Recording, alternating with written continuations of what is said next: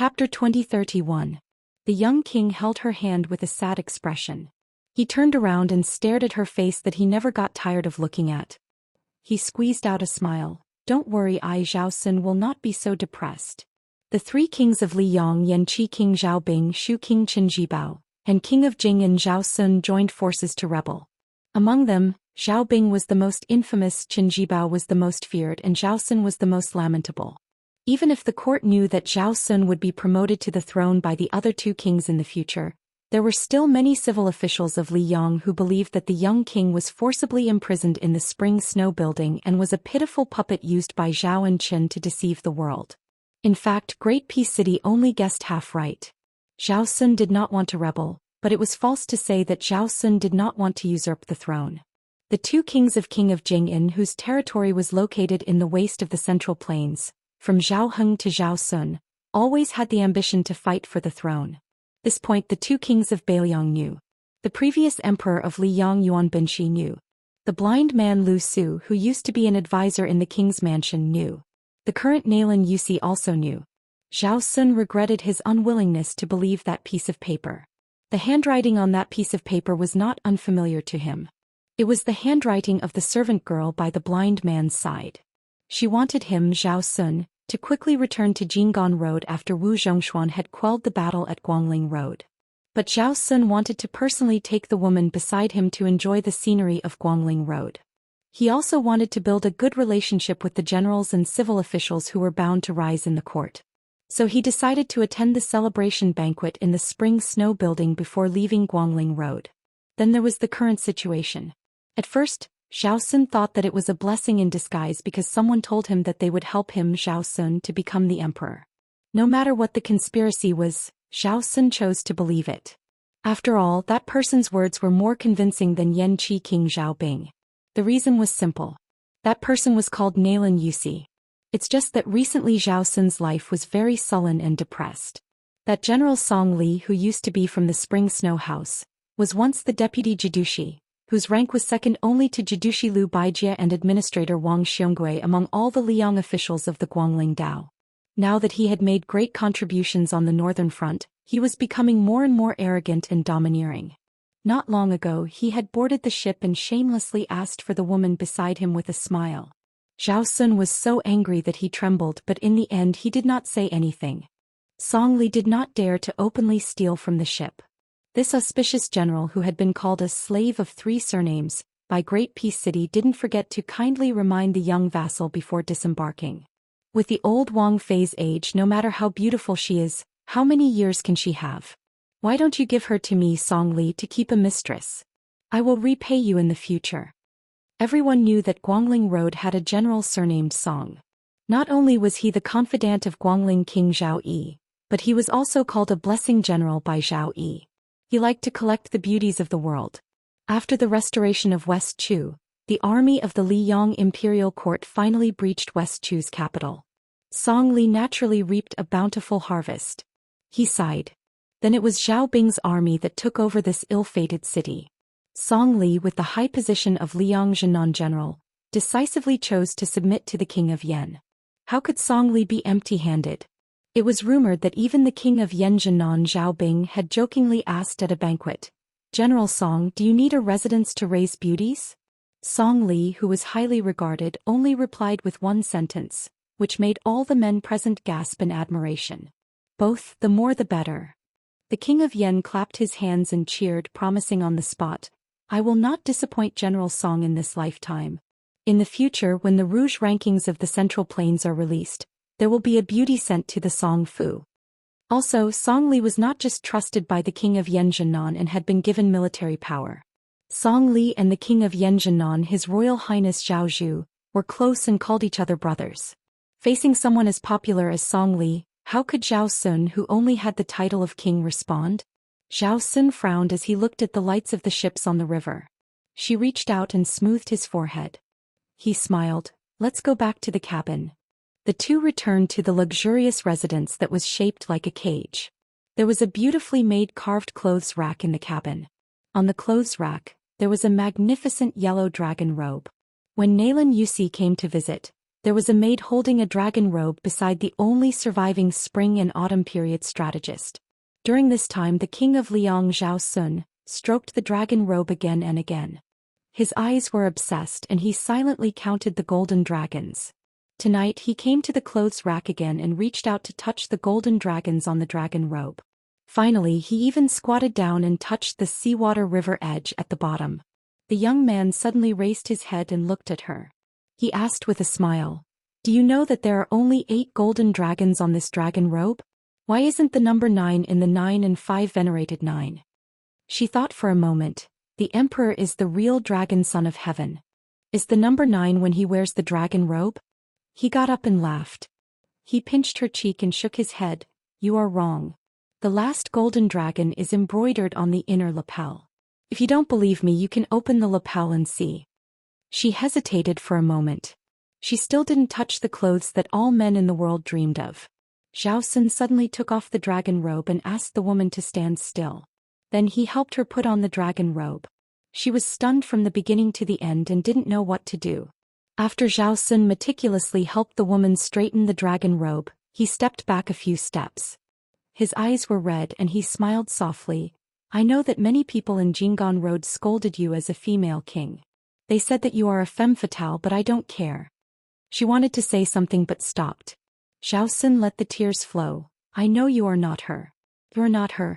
I don't care who put you around me. I cared a lot at first, but now I don't care at all. Why? I like you. I just like you. Even if you change your face now, I still like you. Zhu Xian bit her lips, causing strands of blood to seep out. Zhao Sun suddenly smiled. He bowed and said softly, Your husband greets his wife. The candles in the room were bright. She was wearing a dragon robe like a woman wearing a wedding dress.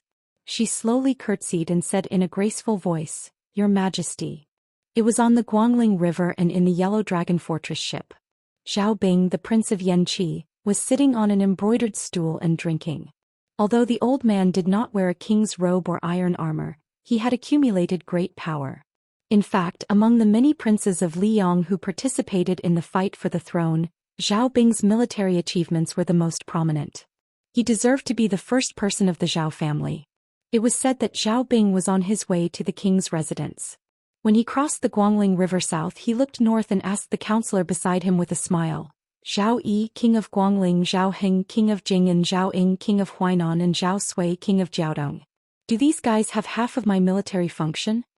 A handsome middle-aged man leaned against the window and looked sideways at the surging river. He held the cup with 3 fingers and twirled it gently. Zhao Bing sighed heavily and said helplessly, Sir, can't you let go of those 2 bastards? At least let them live. Anyway, they can't make waves in the future. Nailan Yusi did not turn his head and said indifferently, Bastards? Both of them are your sons. Why are you scolding yourself? Zhao Bing was speechless. Nailan Yusi continued, The 2 sons of the king of Yanqi deliberately leaked military secrets to Great Peace City. They almost let His Royal Highness die in the southern battlefield of the capital. Not to mention the 2 sons, even if their father dares to do this, I will beat him to death. Zhao Bing rolled his eyes and said in a muffled voice, I'm scared of you. Nailan Yusi finally turned his head and said seriously, Do you want an only son who can sit firmly on the dragon throne, or do you want to be a tattered founding emperor of a second fallen country after wearing the dragon robe for a few years? Zhao Bing waved his hand as if he had a headache and said, Sir, you have the final say. Damn it, I can only win against you once in my life. Nailan Yusi smiled and asked, Then I can send the order to bring 2 cups of wine for the child to drink? Zhao Bing's face immediately became awkward. He lowered his head and said nothing. Nailan Yusi did not force the king to make an immediate decision. He turned his head and looked out of the window again. He seemed to be talking to himself. In the end, even a tiger doesn't eat its cubs. If you don't hesitate about this kind of thing, I, Nailan Yusi, will not help you to this step today. Of course, I won't live until now. Zhao Bing put down the wine cup, clenched his fists and exhaled heavily. Do as you say. I, Zhao Bing, will pretend that I have never had these 2 sons. Nailan Yusi nodded. You have such a good son like Zhao Zhu. You should be satisfied. Look at the son of the old king of Jingyan, Zhao Heng Zhao Sun, who dreams of being the emperor. In the end, he can't even protect the woman he loves. Look at the son of the king of Bailiang, Su Shao, Su Fingyan. The first half of the words was very heartwarming, but the second half of the sentence? Zhao Bing couldn't help laughing and scolding. Stop, stop. Aren't you insulting me? You scholars are full of bad ideas. Nalan Yusi laughed it off. Zhao Bing's mood improved a little and he softly advised, the river breeze is strong and Sir's body is. In short, don't stand at the window to be blown by the wind. Nalan Yusi sat back on the stool, poured a glass of wine for Zhao Bing and said slowly, the most interesting thing about the ancient people is that most of them have a heart-wrenching story. It's a pity that the most famous rouge, the red cheeks, is a tribute. People can't buy it even if they have money. It's a pity that the female in the flower sculpture, Erhong, in fact, is not delicious at all. Chapter 2032. Zhao Bing took the wine glass and drank the new Erhong that was said to have been buried under the ground for more than 10 years. He thought deeply and said, this wine is not good to drink. Nalan Yusi sighed. The use of scholars is to drink, eat, read, write and pass down all the interesting things of the ancient people. Zhao Bing asked, what about people like me and lame Su? Nalan Yusi smiled and said, you guys, the only use of making the life of a scholar so comfortable is to prevent the scholar from getting carried away and forgetting his roots. Zhao Bing reached out and picked up a piece of marinated beef on the side dish, chewed it slowly and nodded after a long silence. It tastes good. Nalan Yusi said straightforwardly, don't pretend to know when you don't know. It's been almost 30 years, but you still can't change your habit of eating shit. Zhao Bing didn't care and laughed, I'm exposed by you again. Thinking back to that year, the two first met in the capital of Liang. At that time, Liang was still just a corner of the northern barbarian country, and Zhao Bing was just one of the many princes with low prestige. At that time there were 4 people present and 3 of them were familiar with each other. Prince Zhao Bing, surplus General Su Xiao, poor scholar Li Yishan and Nalan Yusi. Among the 4, Nalan Yusi, who was born in a rich family, was the most famous. Zhao Bing and Su Xiao were far inferior. As for Li Yishan, he couldn't be compared with them. At that gathering, after drinking too much, Zhao Bing stepped on the bench and laughed loudly. If I knew that drinking is going to piss, I would have drunk piss at the beginning. Then Nalan Yusi, who was as elegant as an immortal, sneered, if I knew that eating is going to shit, why not eat shit at the beginning? Zhao Bing couldn't sit still and fell to the ground. Zhao Bing only remembered that Su Xiao gave a thumbs up to Nalan Yusi at that time, and Li Yishan shook his head and didn't say anything. At this time this year, 2 of the 4 people had died. Fortunately, the 2 people who were alive were not only alive, but they could also sit and drink together. Zhao Bing looked at this strategist who was still as attractive as ever and said gently, Sir, the greatest fortune of Zhao Bing's life is to have you by my side for 30 years. This strategist of the spring and autumn period had never married or had children. No matter what Nalan Yusi's original intention was, Zhao Bing, the king of Yanqi, knew that if Mr. Nalan had a son, there would be many changes in the world in the future. Just like when Su Xiao had the eldest son, there was immediately the white clothes case in the capital. Zhao Bing might not be as ruthless as the old emperor, but he would definitely feel as if there was a fishbone stuck in his throat. Zhao Bing also poured a cup of wine for Nalan Yusi. Lu Xingxiang has a young military general called Guodongfeng under his command. He is quite troublesome. Even Zhang Dingyuan and Gu Ying suffered losses. Nalan Yusi smiled and said, only you Zhao Bing can have a great general, but Li Yang can't have a good general? Nanjiang infantry generals Zhang Dingyuan, Gu Ying, Yuanzhou general Yi Xiufeng, Hezhou general Liang Yu, and Wu Zhongshuan's subordinates Tang He and Li Chunyu were all capable generals. Adding on Song Li Yuan Tingshan Qi Shens and a large group of surrendered generals of the imperial court, as well as Dian Xiongnan Wei Fuqing, and the others under the white-clothed soldier saint, it was definitely enough to take down that great city of Liyang. On the other hand, the young child Zhao Zhuan only had Lu Xingxiang, Tang Taihuang, Su Gong Yang Huchen and the others under his command. Of course, there were other people in Great City who knew how to manage and use troops, and there were definitely many of them. However, they might not have the chance to lead troops. For example, Chongshan Commandery Prince Zhao Yang, Duke Yen Gao Shizhi, and Marquis Huayang Song Downing. Pursuing the world, the general situation was the most important. Crossing the Guangling River in one go was the general situation. Roping in the king of Jing and Zhao Sun was the general situation. Successfully instigating Wu Zhongshuan was the general situation. In reality, in this process, the king of Yanqi Zhao Bing had not used up many soldiers. However, anyone with eyes would know that the general situation of the world was leaning towards him. Of course, the true great battles and bitter battles still had to be fought. If one wanted to take over the world in the end, especially when it came to rebellion, there was no such thing as a one-time and permanent deal. Even after sitting on the dragon throne, it could be repeated for a dozen years. However, Nalan Yusi had already given a plan to deal with all of this. He might not have been able to take care of everything, but Zhao Bing was not as the outside world said. He was just a mediocre vassal king who was like a marionette. His title of vassal king was only less valuable than Su Zhao's title.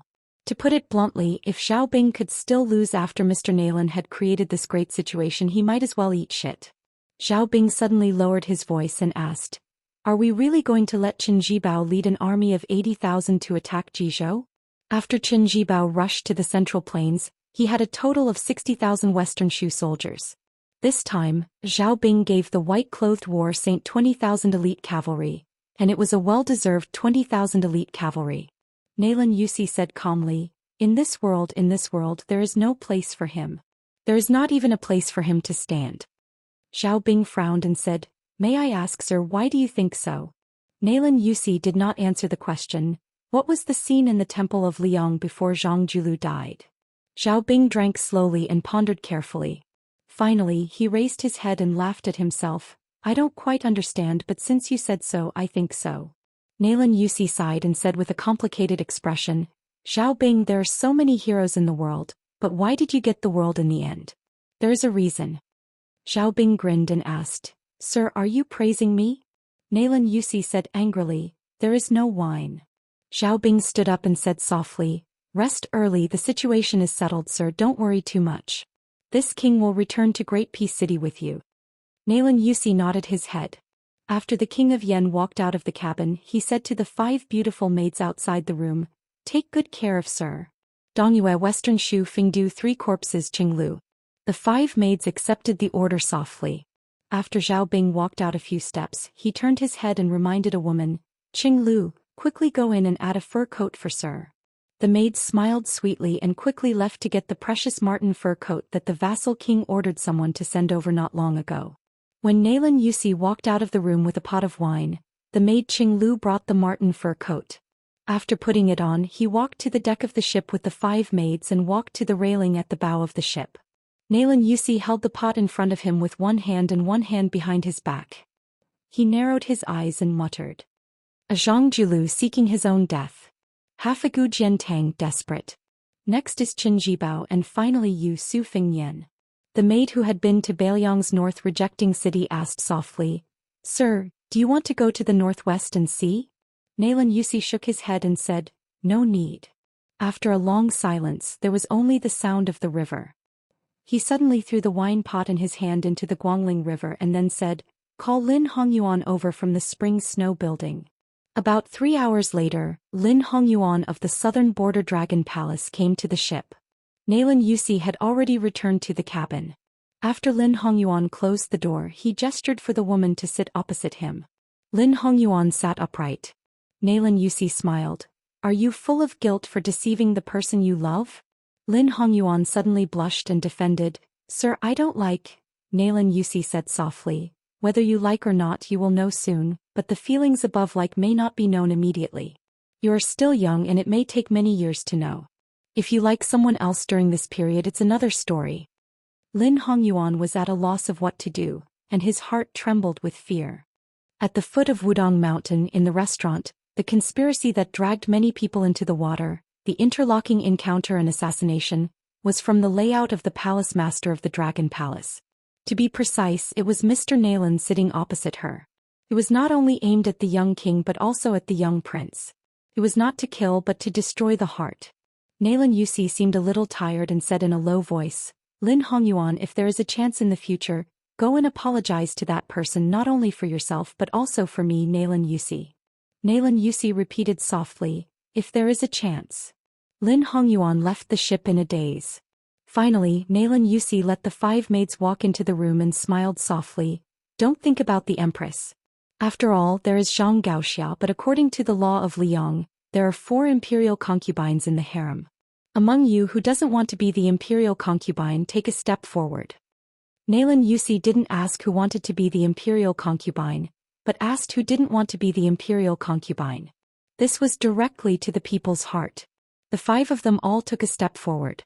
Almost at the same time. Almost. Only one person was a little slow.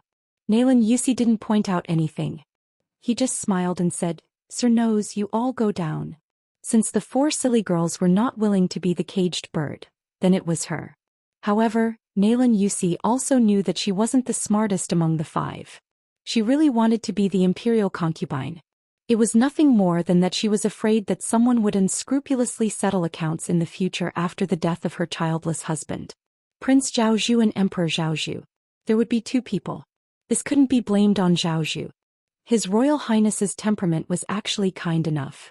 Even if Su Fingyin became the emperor, it was the same. Nalan Yusi lay on the table with sleepy eyes. He felt a little distressed for her. In the love between men and women in the world, after the love was deep, the one who lived longer would often be more painful. Nalan Yusi slowly closed his eyes and whispered a name. Bishon. The heroic women in the world only hated themselves for being a woman.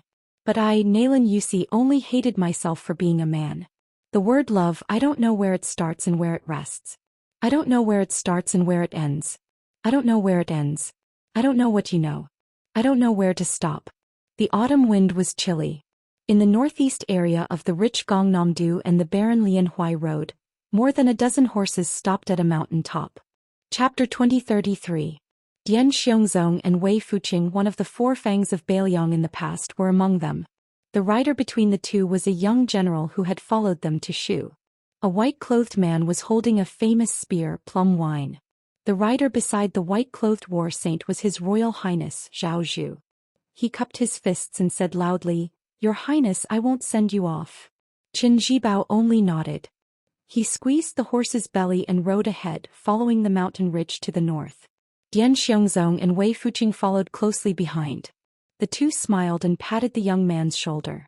The young general's face was full of tears, but he did not speak from beginning to end. Zhao Zhu sighed and winked at the young cavalry general. "Che Yi. Why do I feel like I'm a hedonistic son who forcefully snatches a woman? Feels very sinful."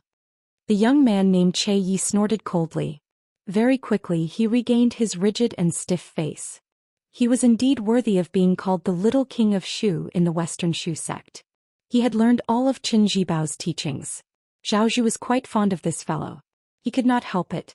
Not only was he handsome, but he was also fierce in leading troops into battle. Even his trusted generals Zhang Dingyuan, Gu Ying, and the others were convinced by him. How could Zhao Zhu not be moved by such a talent? Thus, when Qin Zhibao decided to leave him with Che Yi. After Che Yi left him, Zhao Zhu almost wanted to set off a few firecrackers to celebrate.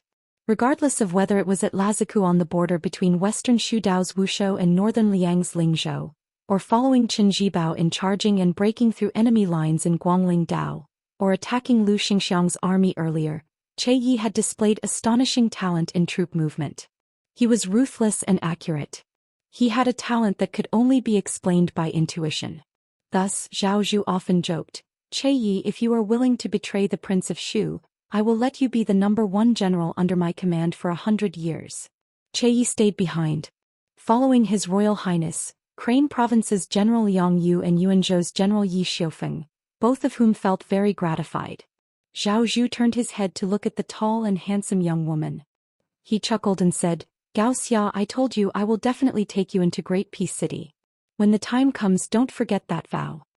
Zhang Gaoxia, whose ears were red, said expressionlessly, "Wait until you enter Great Peace City." Zhang Gaoxia was the daughter of Grand Secretary Zhang Julu, who had fled after his death.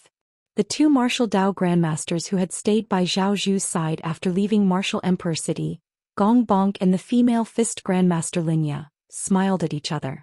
After interacting for a long time, the 2 of them were very satisfied with this King of Yanqi, His Royal Highness. He was both a hero and an ambitious person. To put it simply, he was a wise ruler. If a scholar does not tire of learning, he can become a saint. If a wise ruler does not tire of people, he can become powerful. Zhao Zhu glanced at the silent rider out of the corner of his eye. Compared to Liang Yu, Linya and the others who were approaching in 2s and 3s, this person seemed very out of place. His surname was Jiang. However, Mr. Nalan's words revealed the truth. This person of the Jianghu called Jiang Fuding was actually the illegitimate son of Liang Disher Yuan Binshi. Zhao Zhu only knew that the fist Grandmaster Linya and he were old acquaintances. Even a blind person could see that the proud female Grandmaster had a strange feeling when compared to Jiang Fuding, who was 10 years younger than her. However, for some reason the two of them were clearly in love with each other but were not willing to break through that layer of paper. Even Zhao Zhu felt anxious for them. Several times he spoke up for them but did not have a good ending. Once he was gently punched in the face by Linya, who flew into a rage out of humiliation. Then his face was bruised and swollen for half a year. At that time, as long as he, Zhao Zhu, appeared in the military, there would be a military general who knew him well. Who would have thought that the situation would be so tragic? His Royal Highness is fighting so hard on the front lines. I only hate that I can't share His Royal Highness' burdens. I can't make a name for myself on the battlefield. I can't escape the death penalty. Every time he was teased by those boorish men, the young His Royal Highness would laugh and pull him along. Among them, the handsome General Gu Ying only had a young son and no daughter. Logically speaking, he should be able to escape this calamity. Unexpectedly, His Highness the Crown Prince earnestly said, "With father-in-law Gu's appearance and bearing, I, Zhao Zhu, will bear with it for a while. Wait for a while. It's not impossible for that child to be 4 or 5 years old." His Royal Highness, whose bruises were almost healed, was punched again. Gu Ying, Zhang Dingyuan, and Liang Yu Yi Xiufeng, who followed Zhao Zhu here, and even Tang He Li Chunyu, who used to be Wu Zhongshuan's subordinates as long as they were generals of Nanjiang, they all admired His Royal Highness Zhao Zhu very much. Nalan Yusi once had a conclusion about this young man. The winter is warm but not scorching. Who wouldn't like it? Therefore, although Zhao Zhu was the legitimate son of King Yanqi Xiaobing, he was not the eldest son.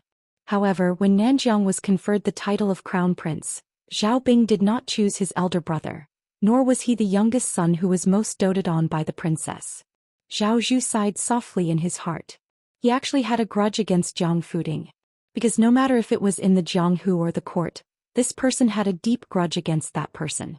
But after Jiang Fuding had arrived, Mr. Nalan had jokingly said to Zhao Zhu in private, how high His Royal Highness' position can be in the future, and how high Jiang Fuding's position is under your command can be determined by a single leaf. Why don't you consider it yourself? In the end, Nalan Yusi asked straightforwardly, in the future, if you face the south in Great Peace City, can you tolerate Yuan Tingshan, Jin Lanting and the like to rise under your eyes? At the time, Zhao Zhu did not give an answer. It was unknown whether he was unwilling or unable. Maybe he was afraid he would disappoint Mr. Nalan. But maybe he was more afraid he would disappoint himself. Zhao Zhu sat silently on the back of the horse and looked towards the northwest. It was not just because the 3 grandmasters of Nanjiang, Qing Baishuang, Mao Shulang and Ji Lu, had all stood in the same place that year. There had once been a person of the same age who would call him a little beggar. On the top of the mountain, Linya and Gong Bonk also looked into the distance. Their sect brothers Yu Groom and Lu Huang were there. While eldest Xixiang Groom was still alive, Lu Huang had died in the great battle at North Jebei City. Jiang Fuding was the same. His best friend, the late Emperor Zhao Dun's illegitimate son Zhao Kai, had died at the hands of that young vassal king. His father, on the other hand, had spent most of his life opposing that vassal king's father. The grudges between the 2 generations had yet to be resolved cleanly. Che Yi was not an exception. He was born in Beimeng, but he had once fought alongside that white-clothed war saint as one of the 300,000 Bailiang cavalry outside the pass. Liang Yu and Yi Xiufeng also looked in that direction. As generals, how could they not yearn for that kind of soul-stirring battlefield? For thousands of years, the cavalry battle outside the Northwest Pass was unique. Zhao Zhu slowly retracted his gaze and turned to ask in a loud voice, Mr. Jiang, the letter from Gumususher has almost reached Su Gong's hands, right? Jiang Fuding nodded. Zhao Zhu suddenly flipped off his horse. Under everyone's gaze, he squatted down and pulled out a nameless grass that was half yellow and half green. As he chewed, he laughed. If the emperor wants the subject to die, the subject is disloyal. If the father wants the son dead, the son is unfilial. Now it's up to this Jidushi to see if loyalty comes first or filial piety comes first. Then Zhao Zhu bared his teeth and said, Yang Huchen and Han Fong, these 2 generals of Jizhou, are too shameless. They directly put Ma Zhongxian and Wen Tai, who treated them with respect, under house arrest. They seized the military power of Jinggan Road and occupied the Central Plains in one go. This is a bit of a headache. If there's a chance I must find them for a drink. Arm in arm Yan Huan. Zhao Zhu liked to make friends with people he was familiar with. Those he was more familiar with he would even put his arm around their shoulders. He never cared about their status. Zhao Zhu raised his head and smiled at everyone. Wait for me at the foot of the mountain. It'll take at most an hour. In the end only Zhang Gaoxia stayed. The others rode down the mountain. Zhang Gaoxia stood beside the squatting young crown prince and said gently, "Are you afraid that you'll fall out with his brother in the future?" Zhao Zhu curled his lips. That guy is such a magnanimous person. He won't haggle over every little thing with me, right? Perhaps he was asking himself, or perhaps he was asking Zhang Gaoxia whom he had a crush on, or perhaps he was asking that person across thousands of mountains and rivers. Zhao Zhu simply sat cross-legged and raised his head. He said softly, "If you're really angry, just hit me twice. I promise I won't fight back. But I'm a little beggar. When the time comes I'll be an emperor. Us brothers can just fight in private." Zhang Gaoxia lowered her head and looked. It was hard to imagine that such a tenacious young man would reveal such a weak attitude. At this moment she seemed to truly understand this man called Zhao Zhu. She squatted down and gently wiped away his tears. She had never known how to comfort others, so she could only say, "I'll always be by your side in the future." The young man grunted in agreement. The world was not peaceful. Chapter 2034. Fortunately, Huxang City was an important town in the northern part of the state of Aquarius. Since it had not been affected by the raging war and the influx of nobles from the south to the north, Huxang City showed a morbidly prosperous scene. The collapse of the southern dynasty was imminent. Most of the people in Norland were nomads from the grasslands. Beimang dynasty's household registration system had also collapsed by more than half. It did not matter whether one had a travel permit or not. In troubled times, having real money was more useful than anything else. If one wanted to enter a city to seek protection regardless of one's identity, one had to pay a huge toll. The toll was often directly related to the height of the city walls. At this time, a man who looked like a scholar from the southern dynasty was walking slowly in the crowd. He did not have any servants to escort him. His ivory-white satin robe had long been covered in dust. The passers-by on the street were not surprised. Countless descendants of noble families in the southern dynasty looked like a phoenix that had lost its feathers. On the way to escape, many beautiful concubines and maids had been personally handed over to the powerful nobles in Norland with both hands. This unkempt man had neither a sword nor a saber. However, if one had the leisure to look at him carefully, a woman of a certain age who was more familiar with the affairs of men and women might be able to see that this man had shaved off his beard and had an extremely handsome face that had experienced the vicissitudes of life. Today Beimang was full of a culture of taking pleasure in the face of disaster. Taking advantage of the fall of the noble families in the southern dynasty, many rich women in Norland who liked to keep male companions had reaped a lot of benefits. No one knew how many young men in the southern dynasty had become their playthings. For example, at this time, a carriage pulled by two majestic horses opened the curtain, revealing the face of a woman who was not even a middle-aged woman. Her eyes wandered around like an eagle hunting its prey. After a round, she chose two weak scholars who were walking together. As she pointed at them, the burly maid in the carriage quickly went to solve the problem for her master. She called the leader of the 8 squires and whispered a few words in a low voice. The knight nodded and galloped wildly. He broke through the crowd without any scruples and arrived in front of the two panicking young men. The burly knight sat high on the horse and gently twirled his saber. The two men were so scared that their faces turned white. When the knight bluntly stated the identity and intentions of his master, he pointed the tip of his saber at the carriage. The two young men hesitated for a moment. The knight sneered and pulled out his saber, rubbing the tip of his saber with 2 fingers. The two men quickly accepted their fate and followed the knight from the general's residence to the carriage. After sitting in the carriage, they were embarrassed because they had humiliated their family, but also relieved because they had sold their bodies for safety. The woman who was still holding the curtain glanced at them and the corners of her mouth curled up. Thin arms and thin legs. Although their arms were not necessarily as thick as hers, this was the taste of a scholar after all. She withdrew her gaze and looked at the slender figure that she could not let go of after catching a glimpse of him. She hesitated whether she should take in another male pet. However, the slightly crowded carriage made her dispel the idea. When the carriage passed by the man again, she thought for a moment. Since she did not have such thoughts for the time being, she felt that she should not let the jealous women in the city take advantage of her. What if this man accidentally became a guest in their house? How awkward would that be? No one could get what she did not want. Therefore, she asked the burly maid to pass a message to the squires to kill the man who looked quite comfortable a moment ago. In troubled times, human lives were not as cheap as dogs in peaceful times. Life and death were only between some people's thoughts. As the wife of a general with real power, she put down the curtain and pricked up her ears, waiting for the pleasant sound of a sword piercing the chest or simply chopping off the head. If it was only because her husband was one of the generals of the Aquarius state, she naturally would not dare to be so unreasonable. However, since her husband was sitting in this position because of her family's noble surname, there were not many people in Wuxia City who dared to make irresponsible remarks about her kidnapping a few refugees on the street and accidentally killing a few untouchables. However, after waiting for a moment, she did not hear the pleasant sound she expected. She lifted the curtain in confusion. The centurion of the personal guard returned to the window and bowed with a shocked expression. "Madam, that guy suddenly disappeared." The woman said angrily. "He actually escaped? How can that guy's 2 legs be faster than the 4 legs of a warhorse?" The centurion's fear was not because of the woman's anger, but because of his own strange encounter. He explained in a panic, "Madam, I've already rushed in front of that person and slashed him with my saber, but that guy just disappeared into thin air." The woman frowned and muttered, "Did I see a ghost in broad daylight? Could it be a martial arts master who hides his strength? It doesn't make sense. Our Beimeng Jianghu masters are almost completely wiped out in Beiliang. Even if there are fish that escaped the net, they would either continue to serve in the army or be recruited by the big families of the southern dynasties as guards."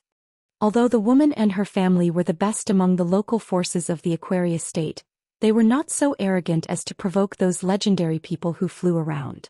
Although there were not many details of the peak battles at the border of Liangmang where the masters from both sides were sent out, it made the world finally understand a bloody truth.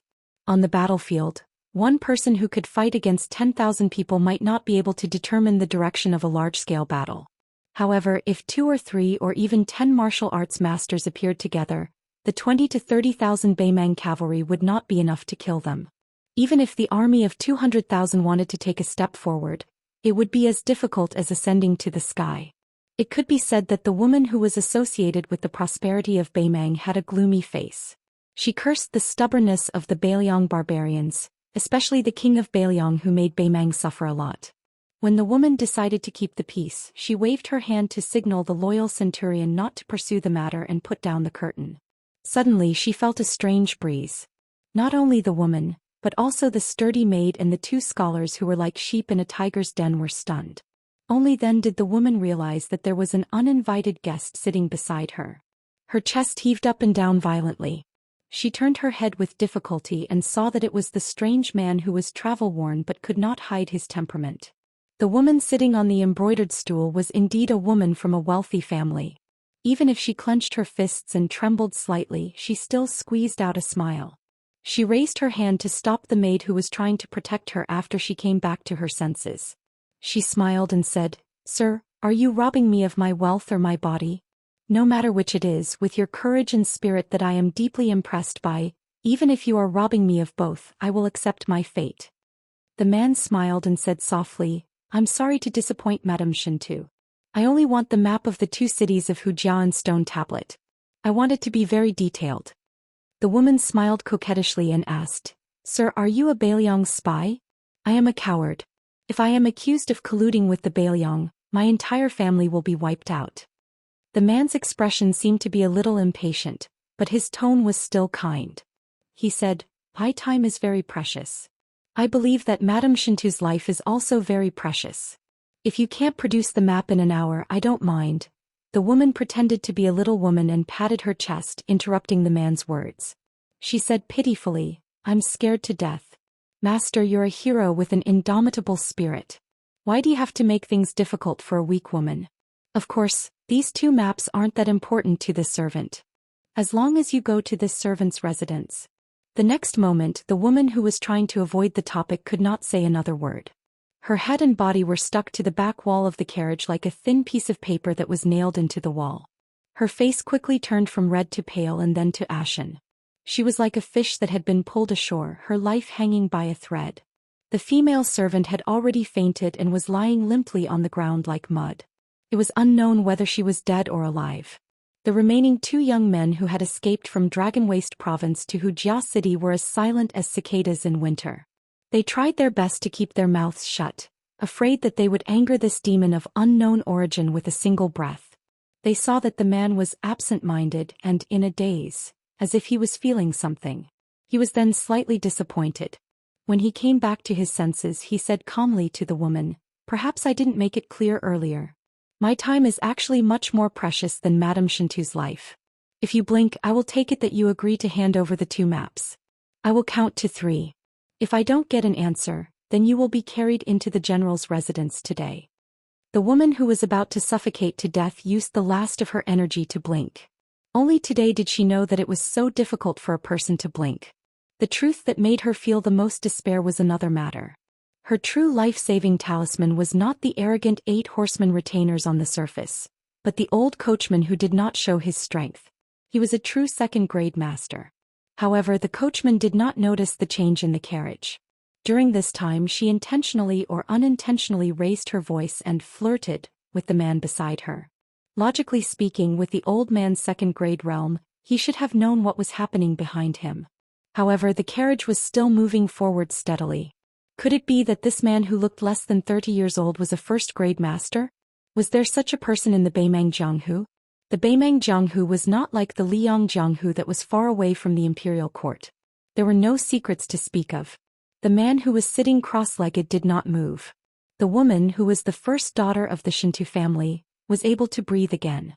The man calmly said, "Madame Shintu, your coachman was once a second-grade complete martial artist. He used a knife with his left hand. Unfortunately, his organs were severely injured when he was about 40 years old. All these years he had been nourished with the Dao de Sec's precious medicine to maintain his second-grade realm. Am I wrong?" Chapter 2035. The woman's expression was unsettled. She treated him as an enemy of the Shintu family clan that had been lurking for many years. He knew her family well, or else how could he expose the old coachman's background? The man said with a sarcastic smile, "The reason why I'm saying this is to tell Madame Shintu something. If you cause trouble and delay my time, it really won't be difficult to wipe out a small general's residence." The woman sucked in a cold breath. She sat up straight and removed all pretense. She turned her head and asked in a deep voice, "Sir, do you really only want 2 maps? You won't kill me and you won't kill anyone in the city?" The man nodded and then closed his eyes to rest. The carriage stopped outside the general's residence. Madame Shintu had planned to let the old coachman retrieve the maps while she remained in the carriage as a hostage. However, the strange man was conceited enough to let her get out of the carriage. He only needed a servant to bring the maps and did not even need her to appear again. The woman could not help but be speechless. She told the 2 weak scholars who were supposed to be the new male companions to scram. She silently walked into the residence and in less than 5 minutes, returned with 2 rolls of Beimang military maps. She respectfully handed them to the man who was still sitting in the carriage. The latter opened the maps and looked through them carefully. Madame Shintu gathered her courage and secretly sized up the man. His face had a softer outline than the men of Beimang and Norland, but compared to the men of Jiangnan in the Central Plains he had more edges.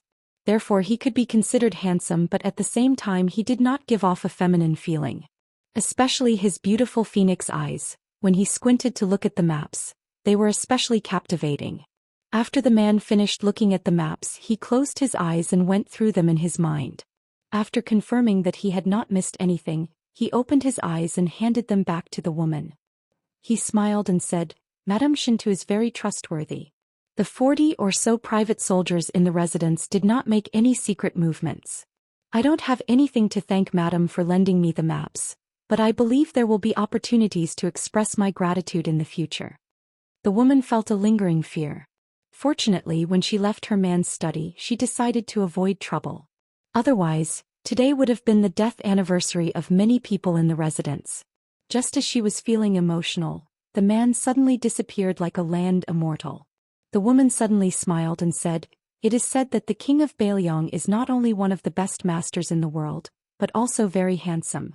I think this young master is not too far off from the king of Bailiang, right?"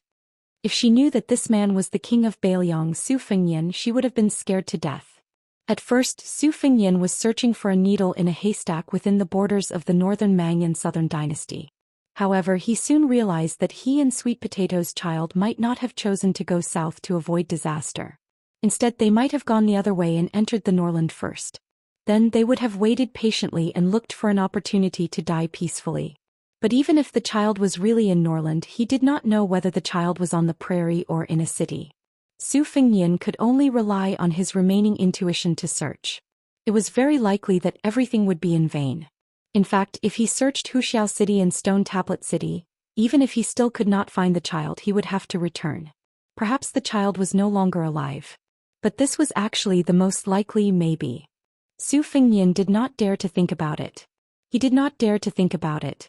Su Fengyan strolled around Wuxia City, stopping every now and then.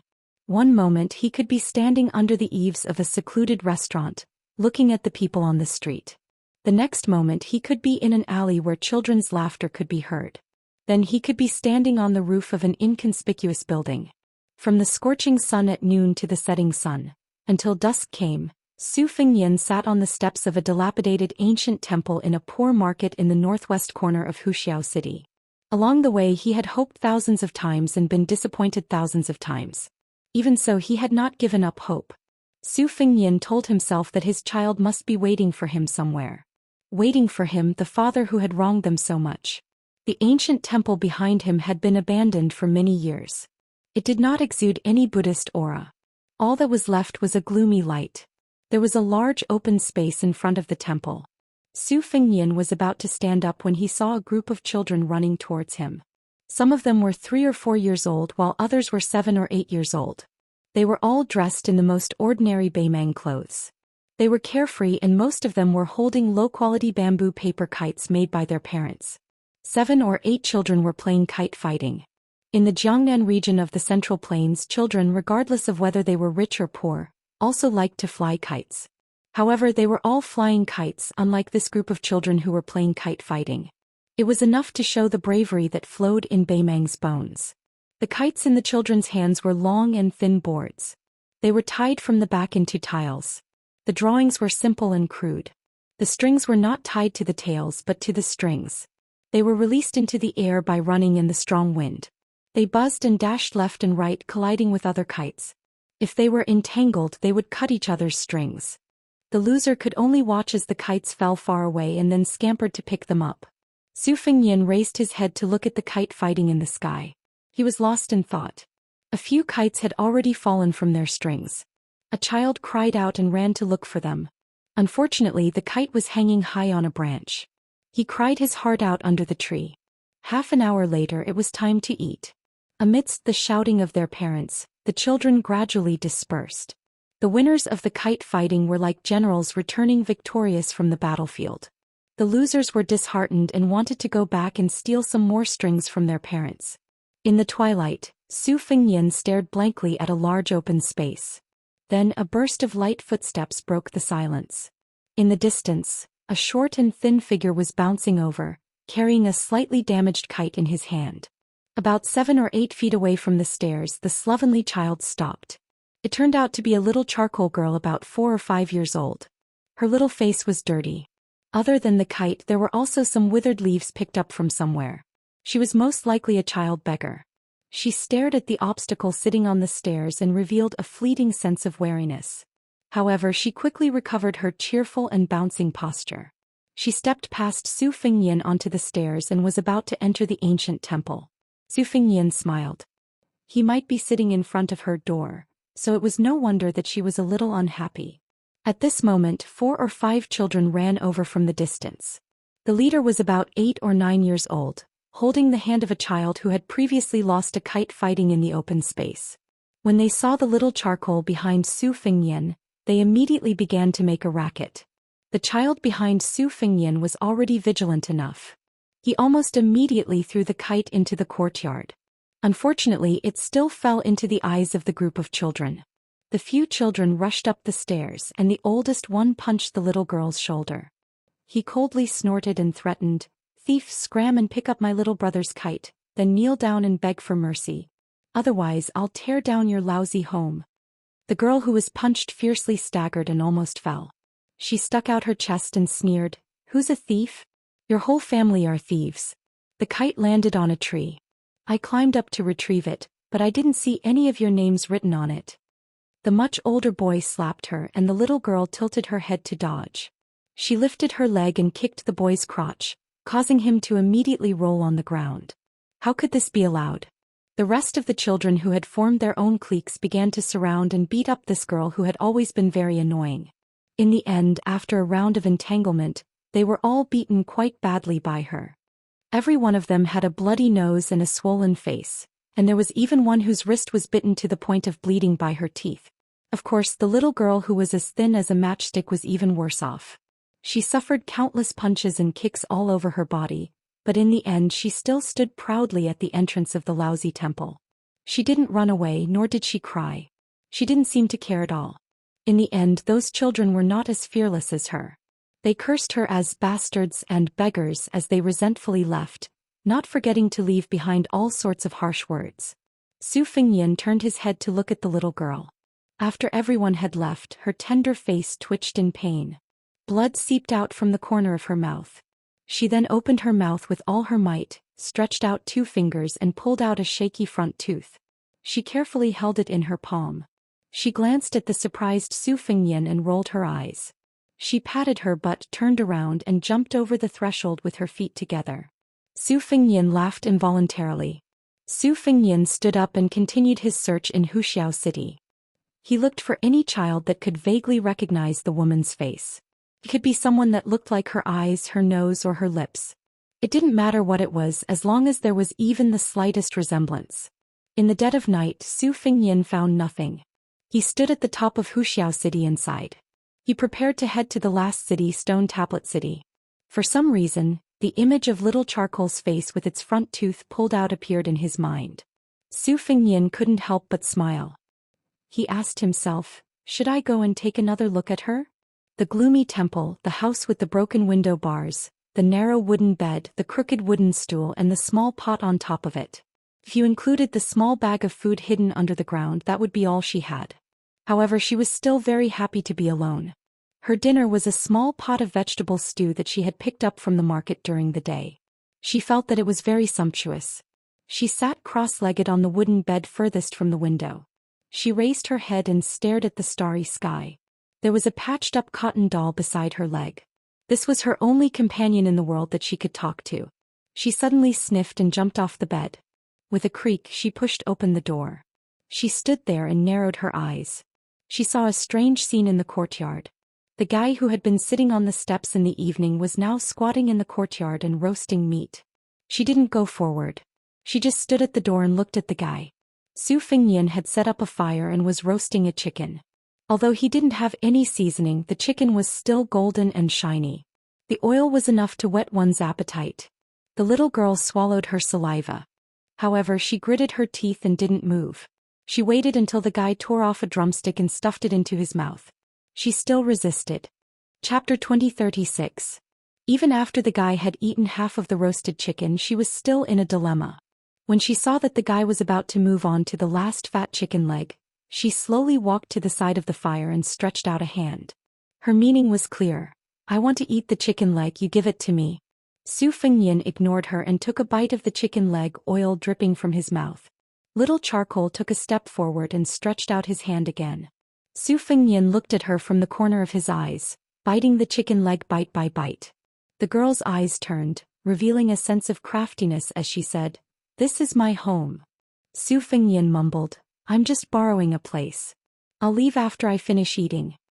The girl angrily said, "Give me the chicken leg." The girl hurriedly added, "There's only half left." Su Fengyan glanced at her. "Shouldn't you add the word please when you're asking for help?" He originally wanted to add, "Didn't your parents teach you that?" But after thinking about it, he decided against it.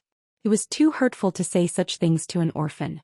The tanned and skinny little girl fiercely spat at the fire, then walked back to the steps and sat down. Su Fengnian threw away the chicken bone and casually wiped his greasy fingers.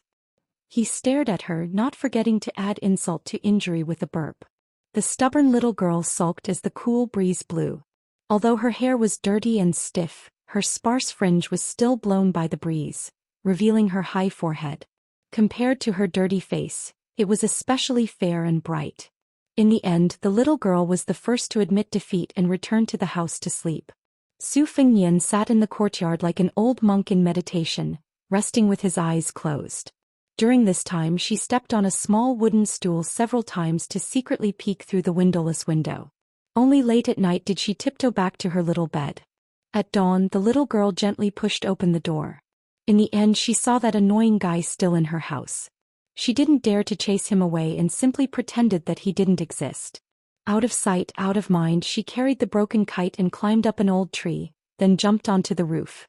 She raised the kite high above her head and ran around like a tireless little wild cat. Su Fengnian stood up and stretched. He raised his head and saw that little charcoal was looking down at him. Her cold eyes were filled with a sense of scrutiny that didn't match her young age. Su Fengnian amiably asked, "Your parents are gone?" The child was like a cat whose tail had been stepped on and angrily said, "Your parents." Su Fengnian. The early bird gets the worm, otherwise. The little black girl sneered, "Why do you care?" "No." Su Fengnian laughed, "If you don't beg for a living, are you going to steal or rob?" The little girl sneered, "What do you know?" Su Fengnian didn't say anything. The child on the roof, who struggled to survive in the lower levels of the city, was clearly very good at reading people's expressions. This was a kind of sharp intuition that was close to instinct.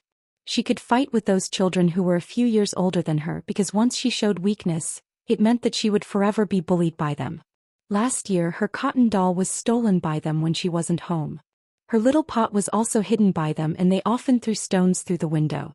However, she clearly didn't dare to really anger the adult man in the courtyard. Her habit of knowing when to advance and when to retreat might be an innate talent, but it was also forced out bit by her lonely and helpless situation. She was willing to steal things and pick up vegetables, but she just didn't want to be a little beggar on the street. He didn't know why. This year she could go to the streams and rivers outside the city which were not higher than her knees. She tried to use wood to catch fish, or used a broken dustpan to catch birds in the wild. She felt that when she grew up she would be able to do more things. Anyway, she could live a good life by herself. She could wait until she grew taller and then she would do that big thing. Su Fengnian saw the naughty little girl suddenly sit on the edge of the roof. She put down the kite, swung her legs and looked to the south. Su Fengnian flew to the roof and sat down. After half an hour she suddenly woke up. She turned her head and asked with a puzzled face, "Hey, why did you climb up the tree?" Su Fengnian was silent. She moved her butt as if she wanted to get farther away from him, but in fact she gently lifted up 2 broken tiles with her right hand and held a small wooden knife tightly. However, she didn't let Su Fengnian see it. Su Fengnian was still looking into the distance. He asked with a smile, "Why did you hide a small wooden knife on the roof? Don't tell me you want to kill me?" Her face suddenly changed. She suddenly stood up and faced Su Fengnian, holding the knife with both hands. Su Fengnian didn't know whether to laugh or cry. He said self-mockingly, "Whether you believe it or not, I'm not a bad person. Well, to be precise, I might be a bad person, but I definitely won't have any bad intentions towards you. You can count it yourself. Is there anything valuable that I want? Is it a wooden knife? Is it a small broken pot or this broken house?" She seemed to smile innocently. She said that's right, and waved the wooden knife a few times. However, Su Fengnian didn't need to look. He could clearly feel that her body was still tense. Su Fengnian was a bit puzzled. Had this child been bullied badly by those homeless people over the years? Otherwise, how could she be so sophisticated? She giggled and sat down again. She took out a blunt knife from under the tiles. She took the initiative to wave it at Su Fengnian as if showing off that she had a knife. She saw that Su Fengnian didn't turn his head. She relaxed a bit and began to sharpen the knife. The small wooden knife was still a half-finished product. She had to continue refining the knife. Su Fengnian found that this little girl's expression would be quite meticulous when she was focused on something. Su Fengnian couldn't help but smile. He remembered his childhood. Was there a time when he was like her? He chatted with her, asking and answering questions. She didn't speak most of the time. What's your name? There was no response. Do you have friends? Of course. It was the cotton doll that they depended on each other for survival. How old are you? Why are you asking this? Did you make this small wooden knife yourself? She rolled her eyes. She was very dissatisfied with his obvious question. Your wooden knife is too different.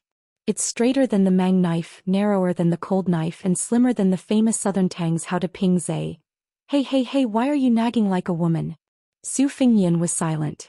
However, for the first time she took the initiative to ask, what kind of knife is southern Tang's how to ping zay? Su Fingyan smiled and patiently explained, it's a kind of saber that looks like a large battle formation saber. It used to be very popular in the southern Tang royal family, and several famous sabers in the world were used as references. The little black girl curled her lips, her face full of disdain. Su Fingyan curiously asked, with your skills it's enough to deal with those children yesterday. Do you still need a wooden knife to defend yourself? The little girl hid the blade and placed the wooden knife on her lap. The more she looked at it, the more she liked it. She couldn't bear to put it down. She hummed and said, it's my birthday. This is a gift for myself. Su Fingyan joked, little girl, you don't treat yourself badly. The little girl was furious. She turned her head and angrily glared at Su Fingyan. She bared her teeth and said, what little girl? I pee standing up. Su Fingyan facepalmed, speechless. The little girl suddenly said, right, don't blame me for not reminding you. My father is the most powerful master and hero in the world. He kills people without blinking. If you dare to provoke me, I'll let him beat you to death. I don't think you're a bad person, so I'm telling you. This is a secret. Su Fingyan smiled and asked, is your father really that powerful? A master? How high is he? The little black girl's face was filled with pride. She clicked her tongue and said, 10 stories high.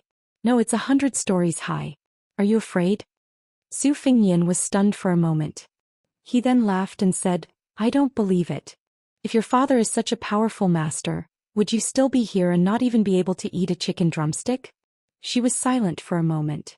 She then squeezed out word by word from the gaps of her teeth. No. Or talking about my father. Su Fingyan turned his head and looked at the extremely serious and tender face. He was absent-minded for a moment. She was going tit for tat with him. Su Fingyan smiled and admitted defeat. He stood up and walked to her side. He wanted to pat her little head, but she avoided him.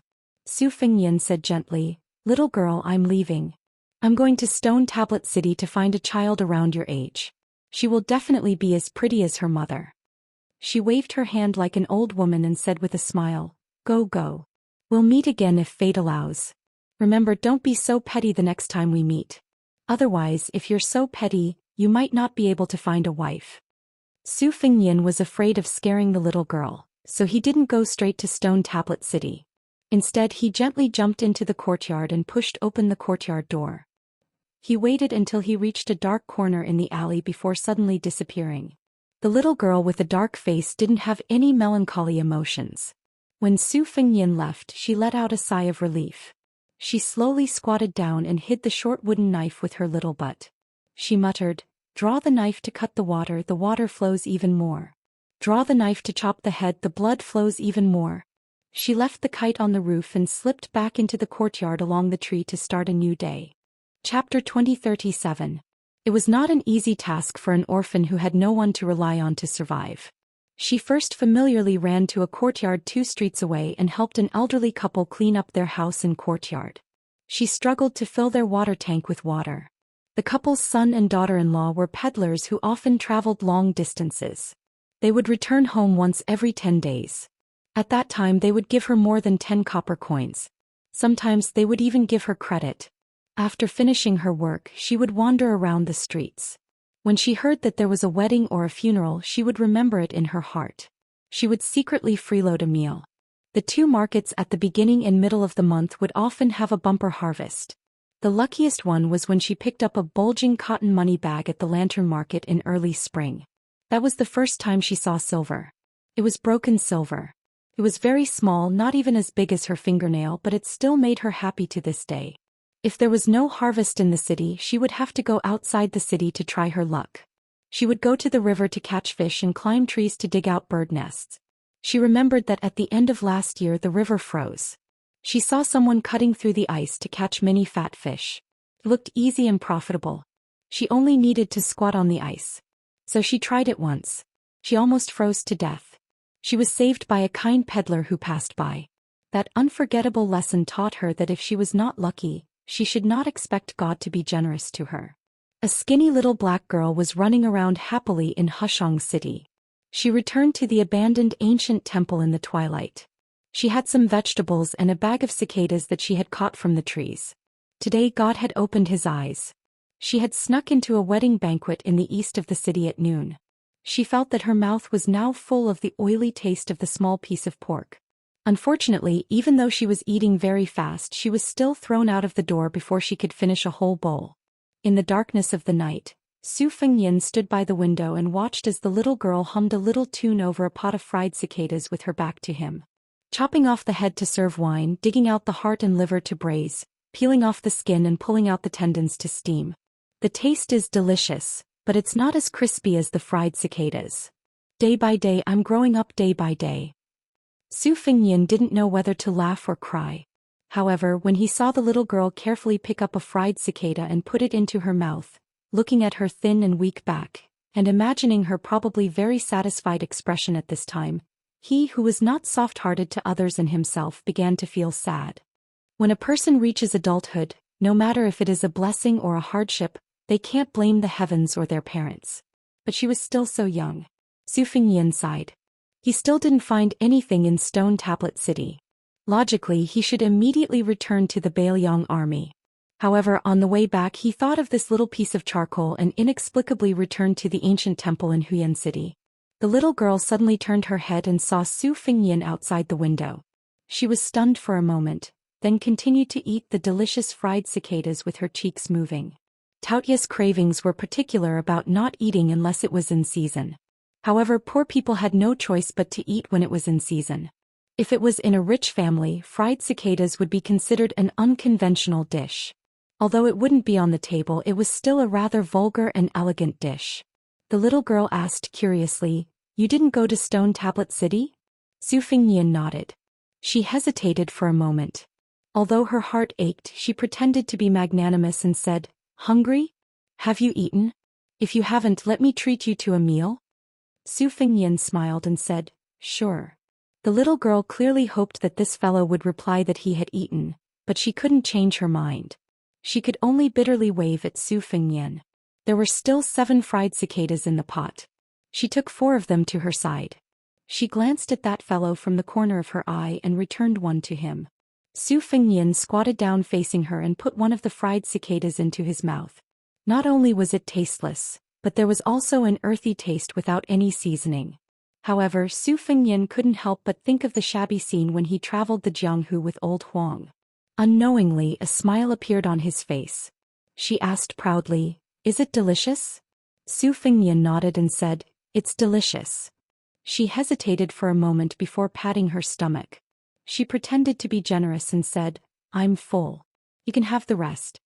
After Su Fengyan ate 4 fried cicadas, he shook his head and said with a smile, "No need. I can withstand hunger better than you." She tilted her head and asked, "You really don't want to eat?" Su Fengyan nodded. While she was eating the fried cicadas, he looked around. The little girl took the opportunity to look at him. She clapped her hands and asked, "Do you want to enjoy the shade?" Seeing that Su Fengyan didn't object, she took this fellow who she didn't hate or fear to climb up the tree to the roof. Together they lay down and looked at the starry sky. She whispered, "Don't you have a home?" Su Fengyan rested his head on his arm and said with a smile, "Yes, and it's bigger than your home." She curled her lips and said, Hey, don't brag. My home is still small. Such a big place is all mine." A meteor streaked across the sky. The little girl quickly closed her eyes and made a wish. Su Fengyan said softly, "You made a wish? What wish?" The little girl rolled her eyes and said, "Didn't your parents tell you that a wish won't come true if you say it out loud?" Su Fengyan looked at the gorgeous summer sky and said softly, Let me tell you, in fact, whether you say it out loud or not, whether you tell others or not, it won't come true. The little girl hurriedly spat a few times and turned her head to angrily stare at this guy with a crow's mouth. Su Fengnian smiled apologetically and said, "That's my own experience. Maybe you're different." The two of them were silent for a long time. She suddenly asked, "Have you ever ridden a horse?" Su Fengnian said, "Of course, I've ridden a horse since I was very, very young. Why do you want to ride a horse?" She lowered her voice and said mysteriously, "Let me tell you a secret. My father has many, many horses. My father has 10,000 horses, no 100,000 horses." Su Fengnian laughed and teased, "Little girl, do you know how many 100,000 horses are? If you let the horses run next to each other from a high place, the backs of the horses will look like the earth." She whispered, "So it's like that." Su Fengnian lay on his side and looked at her and said, "You treated me to 4 fried cicadas, so I can grant you 4 wishes. For example, you can ask me to treat you to a chicken leg, give you 1 tael of silver or something. I will try my best to satisfy you. How about it? Am I not a bad customer?" The little girl shook her head and said seriously, "My mother said to treat people with sincerity. I gave you those fried cicadas, not sold them to you. Besides, even if I really sold them, they wouldn't sell for a copper coin." Su Fengnian reached out and pinched her cheek. The little girl didn't refuse, but she didn't give Su Fengnian a good look. She suddenly sighed and said, "When I was young." Su Fengnian couldn't help but laugh and interrupted her, "You're also very young now." She stared at him and continued, "When I was young, my mother said that in the far south every summer, there would be something called fireflies. They would fly around and they were very beautiful." Su Fengnian smiled and said, "That's right. The poets there like to call them Shaozhu, nightlight, Jingtian, and so on." She blinked her sparkling eyes and curiously asked, "Do they really emit light?" "Why, I asked my mother, but she didn't tell me. She told me to ask my father, but my father didn't tell me." Su Fengnian seriously replied, "That's because the fireflies have light sacs in their tails. They emit a yellowish-green fluorescence." Su Fengnian smiled and added, "Your father is really stingy. He didn't tell you this." She raised her fist and put on a posture that said, "If you say bad things about my father again, I'll hit you." The little girl sighed. Su Fengnian also sighed for no reason. The two of them continued to not speak. Su Fengnian crossed his legs and enjoyed this rare moment of peace. Ever since Liang Mang started the war in these 4 years, there had been endless flames of war, endless sounds of war drums and horse hooves, endless battles and endless people killed. Perhaps in the future the history books would use the words, "great waves" and "spectacular," to describe this war. But as the people involved, no one could truly take a breather. Su Fengnian had always felt that he was far too inferior to Su Xiao. Leading troops to war was like this. Being a father was even more like this. Su Xiao, this father, had left him the hereditary title of King of Bailiang and 300,000 cavalry. Su Fengnian had been young and frivolous for 20 years. In Bailiang, His Royal Highness had been even more unfettered than the Crown Prince. This was the so-called, "a family of good deeds will always have more to celebrate." And when it was his turn to be a father, where was his child? Was this the "a family of evil deeds will always have more to suffer"? A gentle voice sounded in his ear. "Homesick?" Su Fengnian sighed. "Yes." The little girl imitated Su Fengnian. She crossed her legs and swayed them back and forth, humming a new song that she had made up on the spot. "Firefly, firefly, be good and follow me home." In any case, it was just a line of lyrics. After an unknown amount of time, Su Fengnian, who could no longer hear the song, found that the little girl had fallen asleep. Afraid that she would catch a cold, Su Fengnian took off his robe and gently covered her body. Su Fengnian looked at the sky. The night lasted until dawn. The little girl, who had been huddled in the warm robe all night, woke up with a yawn.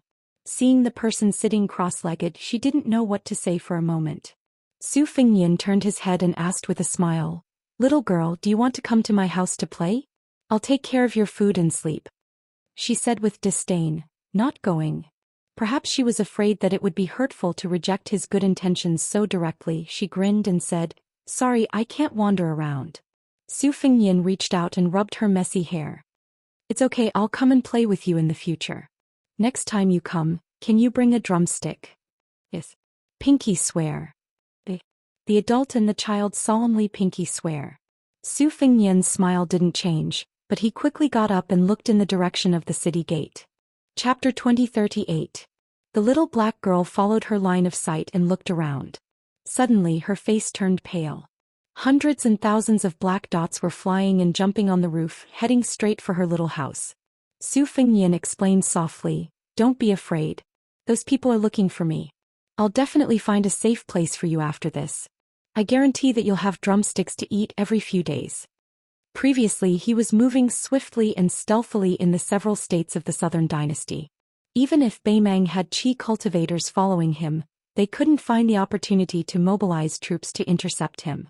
However, it was different in the Aquarius state in the hinterland of Norland. Looking at the situation, not only did the spiderweb army come out in full force, but there were also several elite cavalry rushing over. But the little girl's lips trembled. She said in a trembling voice, "No, they're looking for me." She suddenly pushed Su Fengnian and screamed, "Run, run!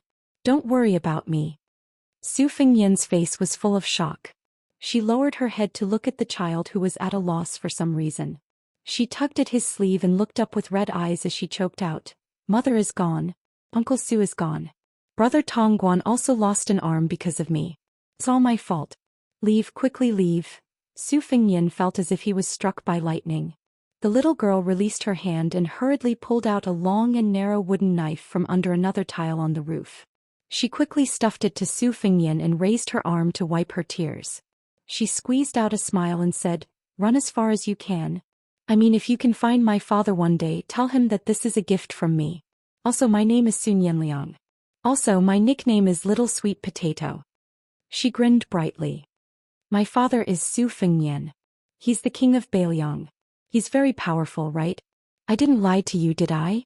Seeing that the black dots were getting bigger and bigger, she pushed the fool who was holding the wooden knife and said angrily, "Why aren't you running? You'll really die." Su Fengnian slowly squatted down and pressed his forehead against hers. At that moment he hugged her. Not only were tears streaming down his face, he also began to sob. The spiderweb spies who had entered Wuxia city with the mentality of certain death landed on the nearby rooftops. Seeing this scene, this large group of cold-blooded death warriors were somewhat stunned. The king of Beiliang, who made the entire Beimang dynasty tremble in fear, the invincible man who had severely injured the martial god Tuoba Bodhisattva and had yet to recover, was crying. The encirclement grew thicker and thicker, but the spiderweb death warriors were well aware that in front of this man, they were nothing more than pawns who were using a few hundred lives to buy time. The little girl named Sun Yanliang had a determined look in her eyes as she clenched the short wooden blade in her hand. Su Fengnian let go of her, but he didn't wipe the tears off his face. Instead, he reached out to help her wipe her dirty cheeks. "I'm sorry," the two of them said in unison. Little Sweet Potato meant that she had implicated him, a stranger who wasn't bad. She just didn't understand why he had to say sorry. But if she couldn't figure it out, then she couldn't figure it out. In any case, it seemed that these two unlucky fellows were going to die here. She didn't want to cry in front of those northern barbarians. She stared at his face and laughed mischievously. "It's okay. Don't worry, I won't laugh at you. Everyone is afraid of death. You saw me crying just now." Su Fengnian stood up and lowered his head. He carefully wore the long and narrow wooden blade that had been carved by the child according to the shape of a cold blade and hung it at his waist. He said softly, "I found you, Little Sweet Potato." The spiderweb death warriors were inside the city. Outside the city, there was a cavalry army of around 10,000 people. The sun rose from the east, and the rays of the eastern sun were like a tide that slowly pushed forward. Su Fengnian put a hand on Little Sweet Potato's head and looked into the distance. He softly said, "Little Sweet Potato, father wasn't able to protect your mother, but I will definitely protect you. Today we will go home together." The child stood beside Su Fengnian in a daze, and then she burst into tears. Since she was sensible, this was the first time she had cried so heart-wrenchingly. Even when she left Dunhuang with her mother, she was very sensible and didn't cry out loud. Even when she saw Brother Tongguan's arm being chopped off, she only covered her mouth and didn't dare to cry out loud. She loudly cried, "You didn't protect mother well. I don't want to call you father. I miss Grandpa. If Grandpa was here, I would definitely let him hit you. You are the biggest villain in the world. Give me back the wooden blade. I won't give it to you. I don't want to make a wish. I will quickly grow up and find you. Su Fengnian's eyes were cold as he looked at the spiderweb death warriors. Hearing the angry words of the sad child, the famous king of Beiliang's lips slightly trembled. He wanted to say something, but in the end he didn't say a word. He clenched one hand into a fist, and the palm of the other hand was pressed against the rough handle of the long and narrow wooden blade. At this moment, even if 10 Tuoba bodhisattvas at their peak were to block the way, even if all the first-rank experts in the world were to appear here to oppose him, even if Beimang still had millions of cavalry to block the way, Su Fengnian was not afraid at all. Su Fengnian's tears continued to flow, but his smile grew. Little sweet potato, I found you. Su Fengnian let out a long breath. Just as he was about to let go of his hands and feet and fight, she suddenly tugged at his sleeve.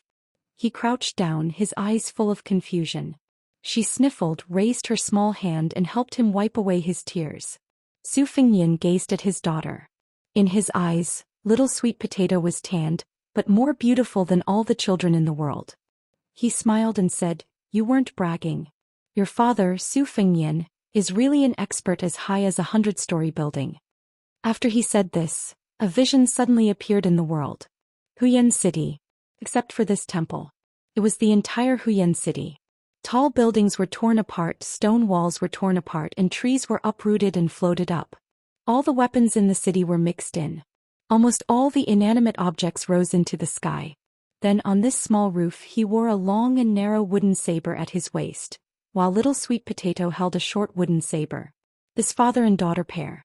The Tuma Pass at the border of Yuzhou no longer restricted the passage of merchants.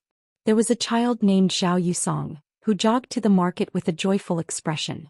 In the past year he liked to squat on the small low wall with his friends, watching the Beiliang cavalry enter and leave.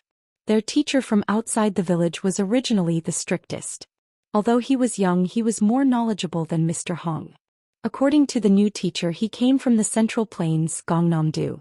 The teacher always liked to talk about the local conditions and customs there, saying that he hoped the students could travel to their hometown and study.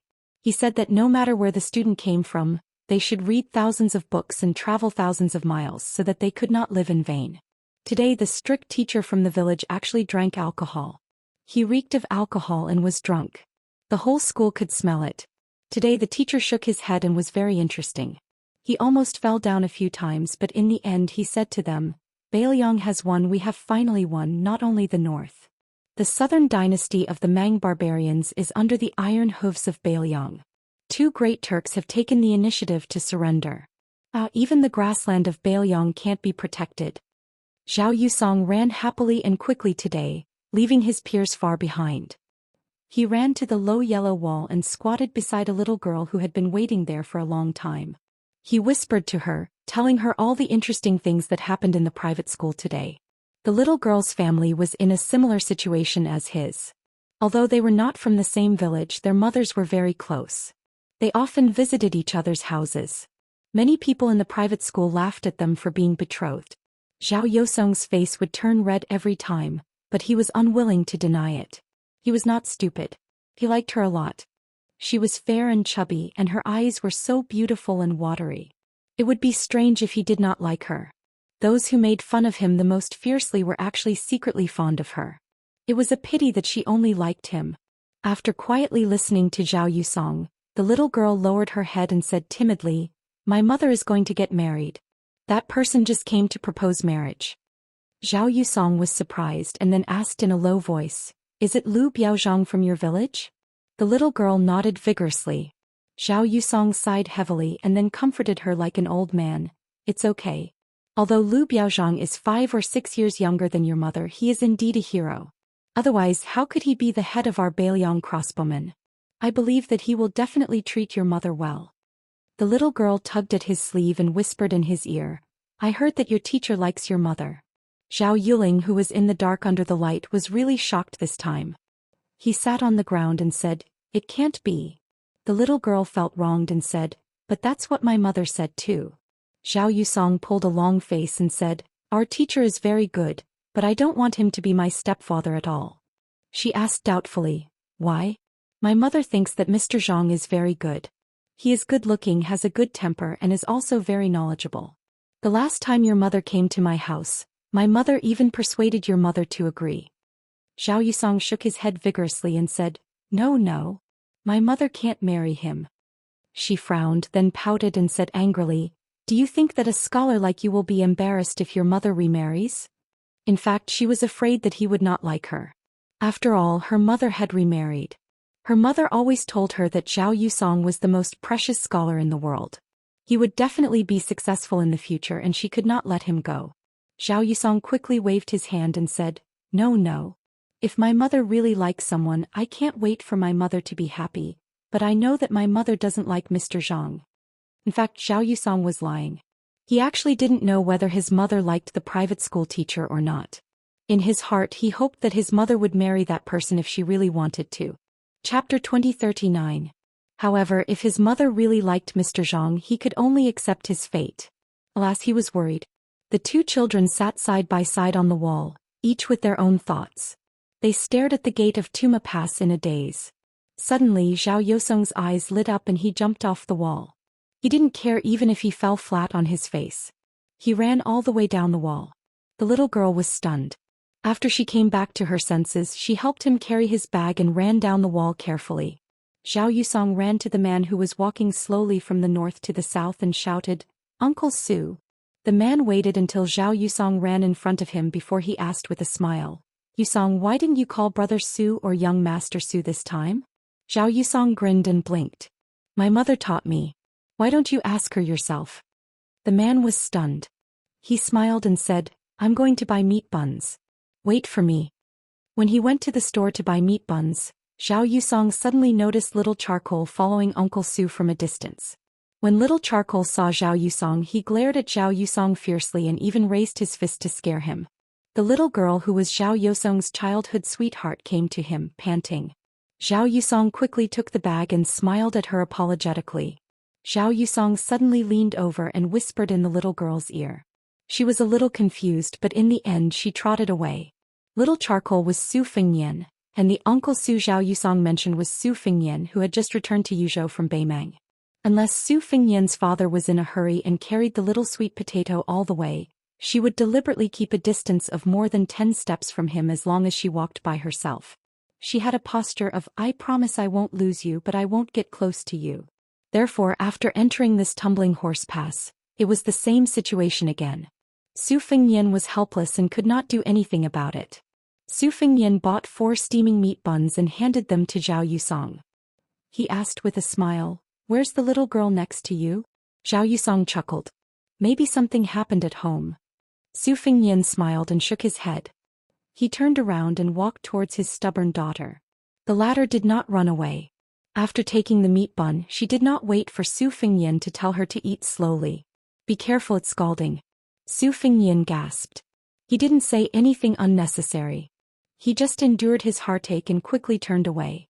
As expected, it was only when he turned around that the little girl held more than half of the meat bun in her hand. She stuck out her tongue and fanned herself with her small hand. The corner of Zhao Yusong's mouth twitched as he watched. He thought to himself, Is this Little Charcoal hungry or is it a little stupid? Sun Yanliang, who was used to being observant and alert, quickly widened his eyes and glared at Zhao Yusong. He raised his small fist at him again. Su Fengnian reached out and patted her little head. Don't be so rude. The little girl turned her head away fiercely. She tilted her head and blew on the steam and fragrance of the meat bun. After waiting for a moment, she held the bun with both hands and took a few bites. She finished it in an instant. What a real man. Zhao Yusong rolled his eyes. I can't afford to offend him. Su Fengnian handed over another meat bun. Then he squatted down and helped her wipe off the oil that had splashed on her clothes. Zhao Yusong saw the scene and felt a little envious. Suddenly he felt a little sad. He turned his head and quietly wiped his face.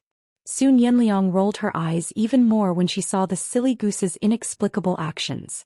Although Su Fengnian did not turn his head, he understood the general reason. He gently said to his daughter, Little sweet potato, don't do this. Little Charcoal, who had a long and narrow wooden saber hanging from his waist, turned his head fiercely again. Su Fengnian sighed and stood up. When he turned around, he saw the kind and gentle girl, Su Qing. She was a little out of breath, a little shy but also a little expectant and happy. She didn't say anything but her clear eyes seemed to be saying something. Zhao Yusong first winked at the little girl then broke the silence. Uncle Su, my mother just opened a small cloth shop in the market. Why don't we go take a look? Su Fingyan hesitated. He turned to look at little sweet potato and was about to decline. Su Qing, the little girl who had once personally embroidered a python robe at the Golden Silk Weaving Bureau, came directly to little sweet potato's side for some reason. She crouched down and picked up the little girl. She stood up and looked quietly at Su Fingyan. Su Fingyan looked at little sweet potato who was flustered but did not struggle too much. He felt a little amused and nodded. Zhao Yusong and his childhood sweetheart led the way in front. Su Qing gently asked, "Little girl, what's your name?" The little charcoal child immediately cried. "My name is Su Nianliang." Su Qing softly said, "Yes, you look like your father." Little sweet potato wiped her tears and shook her head. "I don't look like him. I only look like my mother." Su Fingyan was a little curious why little sweet potato was so intimate with Su Qing. It was probably Su Qing's unique gentleness that came from the bottom of her heart that made this lonely and helpless child feel nostalgic. And this extremely sensitive child had an inexplicable talent for distinguishing between kindness and malice. At that moment, Su Fingyan's eyes instantly turned red. He turned his head and gently exhaled. On the way to the south, Su Fingyan had suffered a lot. She had the slightest interest in chatting. "Su, how many women do you have in Bailiang?" Oh, you're so hesitant. That means a lot." "You're indeed the king of Bailiang." If she was in a particularly bad mood. "Su." "Yes. Do you believe that I'll beat you into a pig's head with a wooden knife?" "I believe you." "You don't believe me at all." Dozens of wooden knives were thrown at him. He didn't dodge. If she was in a slightly better mood. "Hey, is that Mount Qingliang that you mentioned as big as my house?" "Yes, it's a little bigger." "You're lying." Yet another round of wooden sabers. But it was less than when she was angry. She was in a rare good mood. "Hey Su Fingyan. Is Jiangnan a place further south than Bailiang?" "Yes." "Then have you seen the sea?" "It's very, very big." "I've seen it, but I've only seen the East China Sea. I've never been to the South China Sea. Shall we go together in the future?" "I'll go alone." "Then you'll have to wait until you're older. Otherwise I won't be at ease." Then Su Fingyan was beaten again. Only when she was in a good mood little sweet potato would ride on her father's neck, put her little chin on her father's head and didn't say a word. She just sniffed gently but she didn't cry out loud. Occasionally when the two of them rested halfway, little sweet potato would look to the north alone, lost in thought. At that time, the man was either standing beside her or sitting behind her, silent and not daring to speak. Little sweet potato's lips curled up for the only time. On their way back they met a Bailiang frontier army at the border of Dragon Waste State. They were going to drive straight into the grassland of Bailiang, the 6,000 Su family iron cavalry. He stopped carrying her. She took the initiative to ride on his neck, opened her eyes wide and looked at the unfamiliar cavalry with a curious face. The 6,000 iron cavalry of the frontier army dismounted at the same time. After seeing the little girl riding on the young king's neck, everyone was excited. The leader of the cavalry was Li Yanchao, the commander-in-chief of the Right Cavalry. He took the lead and cupped his hands saying loudly, "Bailiang's Right Cavalry. Welcome home, Your Highness." The 6,000 men cupped their hands together and said loudly, "Bailiang's Right Cavalry. Welcome home, Your Highness." According to the laws of Liang, all the daughters of the kings were only princesses. However, the Bailiang cavalry had been invincible for 20 years. When did they care about the views of the Central Plains imperial court? After that little sweet potato didn't speak much. Until they entered the Tuma Pass at the border of Yuzhou.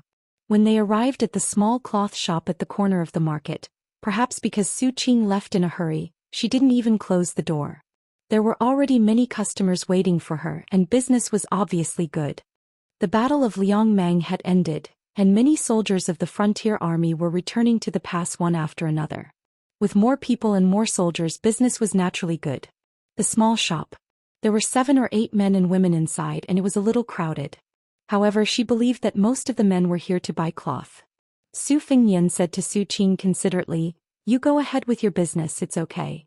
After Su Qing put little sweet potato down, she bent down and rubbed her little head. Su Qing's eyes were curved and she said softly, "Little Liang, can you pick a piece of cloth yourself? I'll make a nice dress for you later. You're so tanned you can't pick one that's too colorful." The little girl made a face and skipped away to pick the cloth. She wasn't polite at all. Suddenly, she remembered and said to the woman who was walking to the counter, "I'll ask Su Qing to pay." Su Fengyan smiled and nodded. However, Su Qing smiled and shook her head. "I'll give it to you this time, but next time you'll have to pay." Little sweet potato thought carefully and glanced at Su Fengyan, who was sitting on the threshold.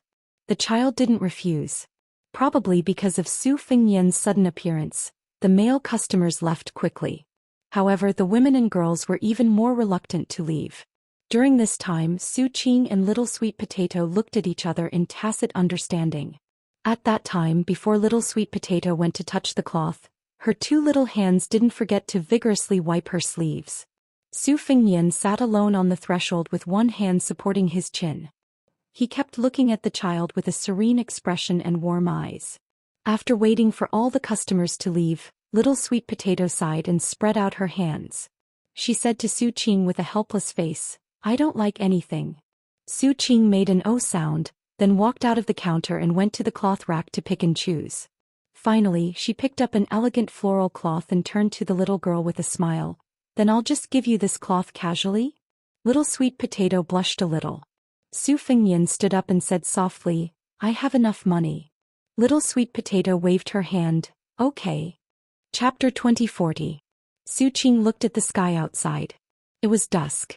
She looked at Su Fengyan, who looked like he was about to pay and leave, and said gently, "Why don't you eat before you leave?" Su Fengyan shook his head. "Forget it." Little Sweet Potato suddenly asked, "Do you have any fried cicadas? The crispy kind?" Su Qing shook her head. The little scholar Zhao Yusong slapped his forehead. So she was a heroine. Little Sweet Potato asked again, "Do you have rice? Big bowls?" Su Qing nodded lightly. Little Sweet Potato patted his stomach. "Eat and drink before you leave." After closing the shop, Zhao Yusong wanted to send the little girl home first, so Su Qing led Little Sweet Potato home.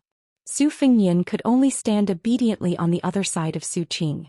Su Qing asked, "Did your father give you the wooden saber?"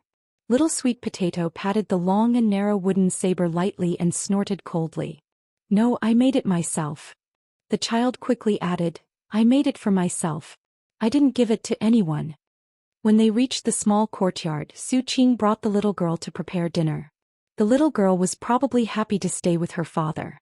Su Fengyan sat on a small stool in the courtyard and looked up at the sunset, unable to take his eyes off it. Zhao Yusong quickly ran home and stared blankly with Su Fengyan. When he called them to eat, Zhao Yusong realized that little Charcoal seemed to have cried and looked pitiful. After sitting at the sumptuous table, Zhao Yusong quickly realized that the little girl was wolfing down the rice. Her chopsticks flew like they were flying, like a hungry ghost reincarnated. Su Fengyan didn't say anything, but Su Qing occasionally told her daughter to eat slowly and not to rush. When Little Sweet Potato was full, Su Fengyan had only eaten a few mouthfuls. For some reason, the little girl's taut bowstring seemed to have suddenly loosened. Then it was obvious that she was mentally exhausted. Almost unwillingly, she lay on Su Fengyan's back, closed her eyes and fell asleep, snoring softly. Su Qing immediately covered her mouth so that she wouldn't disturb the pitiful child's life. Earlier, when they were preparing dinner together, although Sun Yanliang didn't say much, when he talked about the past that the child thought was very interesting, Su Qing felt extremely sad. Although she had never been educated, the principles of the world were interconnected. She was a woman who had endured the hardships of life. She roughly knew that men and women in the world after growing up would suffer and would not be able to blame the heavens and accuse others. But how could such a young child talk about such things? If he found it interesting, how could he be so enraptured? She looked at the two figures as they walked out of the house.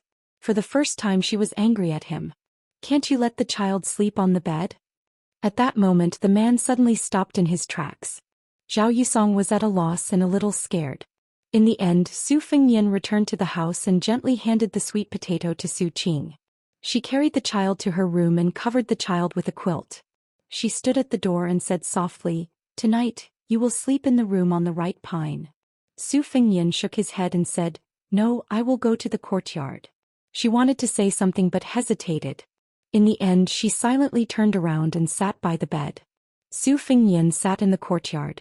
Zhao Yusong chatted with him in a low voice for a while, then said that he was going to do the homework left by the private school teacher. Su Fengyan said softly, "Study hard. In the future you will pass the imperial examinations. Don't let your mother down." The child nodded vigorously and then tiptoed away. Su Fengyan didn't say a word. He sat until the sun set and the moon hung in the sky. Su Fengyan recalled many things from his childhood. Some memories were vague but some were still vivid. After arriving at Mount Qingliang in Bailiang, the past, especially when he was young, became much clearer. However, at that time his mother was no longer around and only Su Xiao was left. Su Fengyan didn't move from the beginning to the end. Only when he became a father would he understand his father. No matter how much he had done for him, he would never feel that it was enough. He would always hate that it was not enough. "My little sweet potato, father has let you down, but father really loves you." Perhaps in the future, when she grew up and met the man she loved, he, as a father, would still reluctantly give her away, hoping that she would be happy for the rest of her life. He hoped that after he died, when he could no longer take care of her, she would continue to be happy. He didn't know when Su Qing came out of the room and sat beside him. After Su Fengyan came back to his senses, he immediately turned his head and carelessly wiped his face with the grass. Su Qing said softly, "She didn't sleep well. She woke up a few times in a daze but soon fell asleep again. Twice she cried and asked me where you were. I told her that you were in the courtyard, then she was willing to go back to sleep." Su Fengyan nodded. Su Qing lowered her head. I'm sorry." Su Fengyan shook his head. "Don't think too much. I should be the one thanking you, really." Su Fengyan said in a hoarse voice, "I don't know how to take care of her. I've never been good at it. Whenever she doesn't speak, I'll be very scared." Su Qing leaned forward and rested her chin on her hands. She looked at the entrance of the courtyard and said, "I was like this back then." The more sensible the child is, the more the parents feel sorry for them and the more they owe them. Su Fengyan listened quietly. Under the moonlight she said a lot until her eyelids started to droop. Su Fengyan turned his head and saw little sweet potato walk to the door and look at them. Then she sat down and waved at him. Su Qing suddenly woke up. She shook her head and followed Su Fengyan's line of sight. He saw the little girl. Su Qing stood up and walked to little sweet potato. She asked gently, "Why aren't you sleeping?" The little girl also stood up and smiled brightly. "I had a good sleep." Su Qing smiled. "Then remember to come here to play in the future." Little sweet potato stretched out her little finger. "Come, Pinky, promise." Su Qing gently pinky promised her. Su Fengyan smiled and squatted down, waiting for the child to lie on his back. Little sweet potato lay on his back. After Su Fengyan stood up, she turned and waved her hand at Su Qing. She smiled and said, "Pinky promise." Su Fengyan reminded her softly, "Hold on tight." Little sweet potato snorted. Su Fengyan turned and smiled. "Let's go." Su Qing stood at the door and nodded. The two figures flashed and disappeared. Like a rainbow they flew to the south of Yuzhou. After about 100 miles, Su Fengyan noticed something wrong with little sweet potato. He stopped and asked worriedly, "What's wrong? Are you not feeling well?" Little sweet potato struggled to leave his warm back. She stood on the ground with her head lowered and didn't speak. Su Fengyan knelt on one knee in front of her, not knowing what to do. She suddenly covered her eyes with her hands as if she didn't dare to look at her father. She sobbed, "Sorry, I miss mother. Sorry. I'm not angry at you, even if I am, it's only a little." Little sweet potato only blames herself for being useless. "Father, little sweet potato didn't do a lot of the things mother told me to do." At that moment, Su Fengyan covered his mouth and slowly lowered his head. This man, who had never retreated half a step outside the imperial astronomer of Great Peace City, outside Bailiang's Fengbei City, was afraid that his child would feel that her father wasn't the hero in her heart. Little sweet potato put down her hands and stopped crying. She took a deep breath and suddenly hugged her father's neck and said loudly, "Father, you're not allowed to cry. Good men bleed and don't cry." She rode on his neck again. This time he slowly headed south. "Father, what are my grandpa and grandma like?" "Your grandpa, his temper is the best. Your grandma is the most beautiful." Then when you were disobedient, did Grandpa hit you? Ah, he couldn't bear to. Then if I'm disobedient in the future, will you hit me? I also couldn't bear to. Then if bad people bully little sweet potato in the future, what will you do? I mean, there will be a lot of bad people, even more than last time we were in the north. A lot more. Father will beat 10 Tuoba bodhisattvas until their parents won't recognize them. And what does that mean? You'll understand when you grow up. But I've already grown up.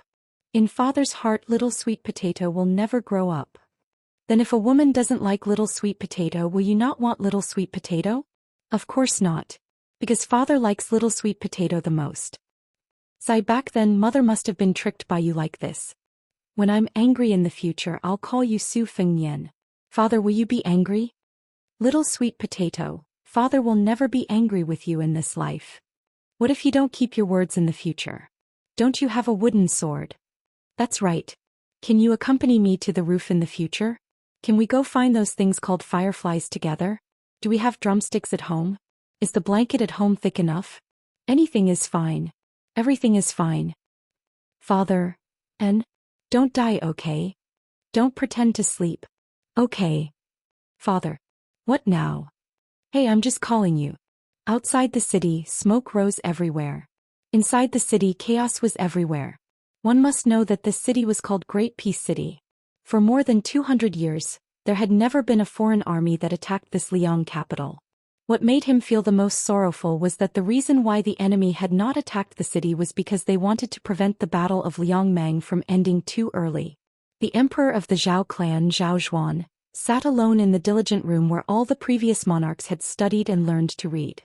At the door stood the left-scattered cavalry officer of the province, Qin Shaobao Chen Wang.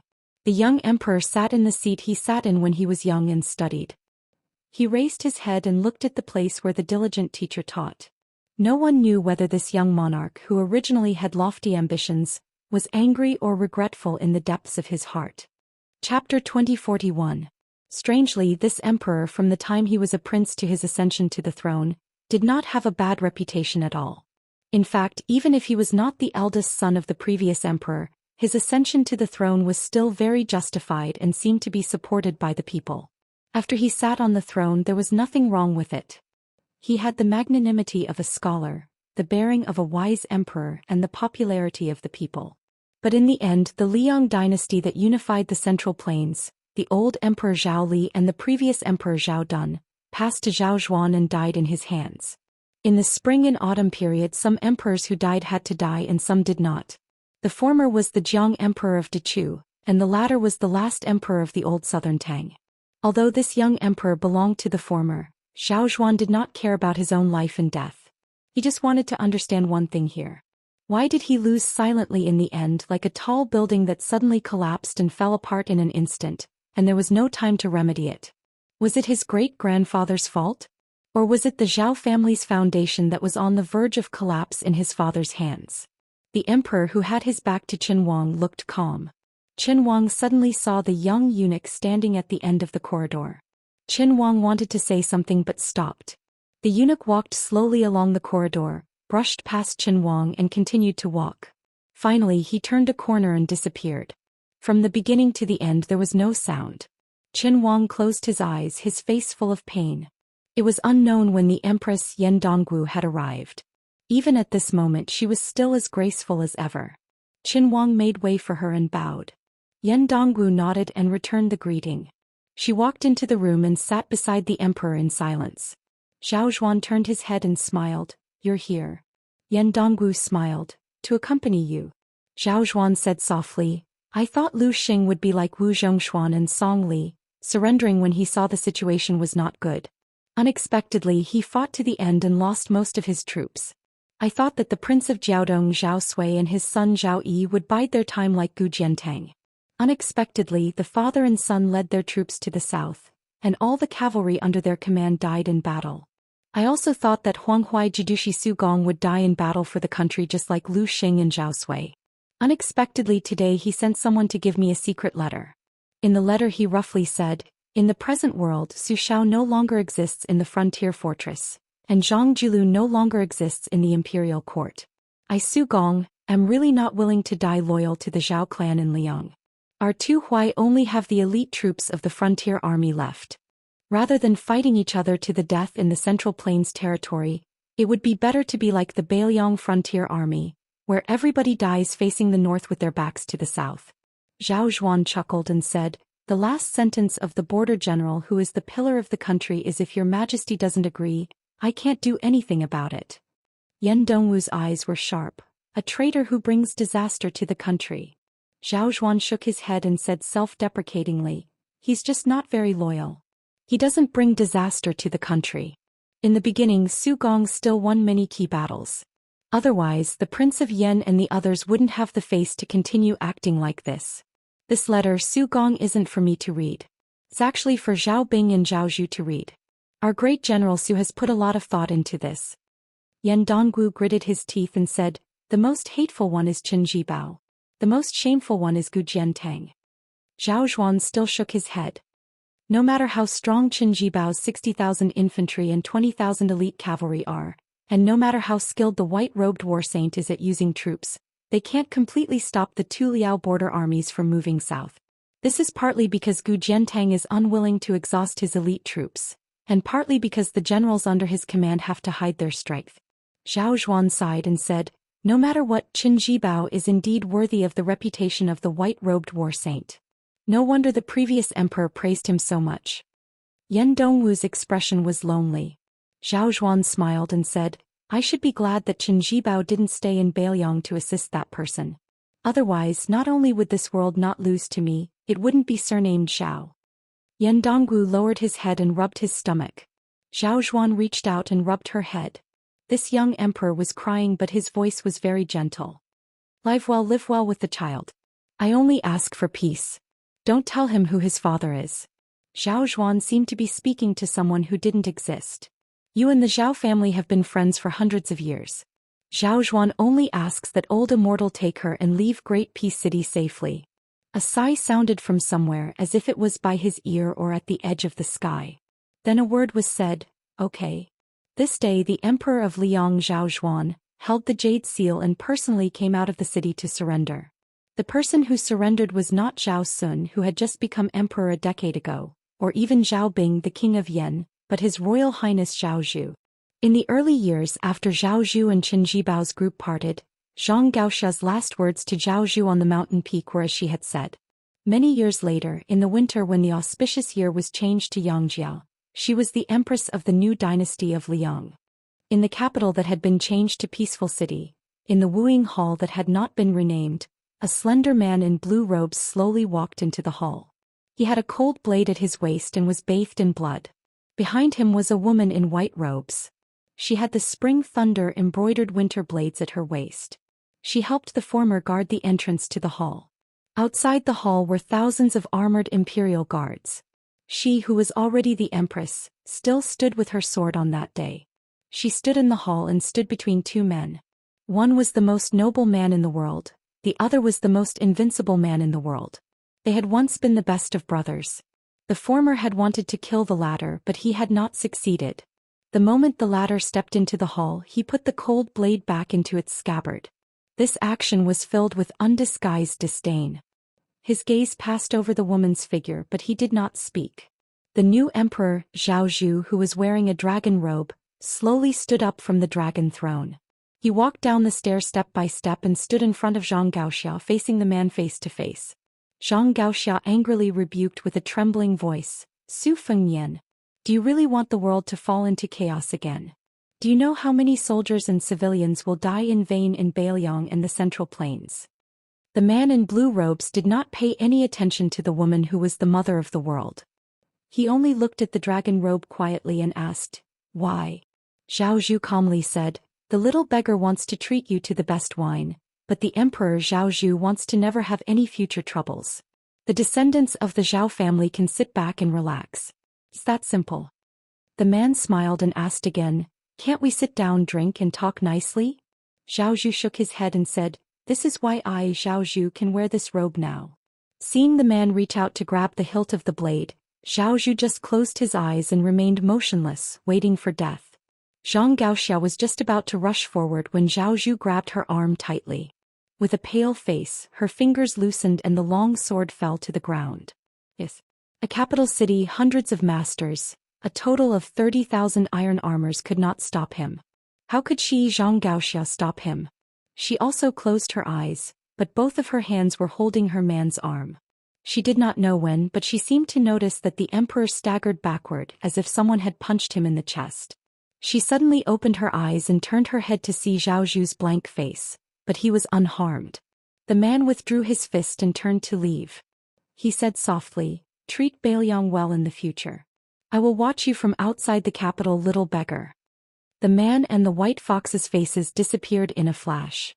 Zhao Zhu lowered his head and said in a choked voice, "The little beggar was wrong, really wrong." Other than her, no one else was listening. The Jianghu was gone and the misty rain was gone. After this life turned around, there would be no wind, rain, or sunshine. Shining spears and armored horses. Freehand and romantic. Impassioned. It was a magnificent sight. Awe-inspiring righteousness. The sound of books. The bead curtain tinkled. The world was at peace. Outside the capital, two riders were on a long journey. A heavy snowfall fell on the human world. The white fox's face asked, "No regrets?" The green-robed Su Fengyan smiled and said, "Only for Bailiang with a clear conscience." The white fox's face was full of anger. "But you disappoint me." The Su Fengyan's face was gentle. He turned his head and asked with a smile, "Then what should we do?"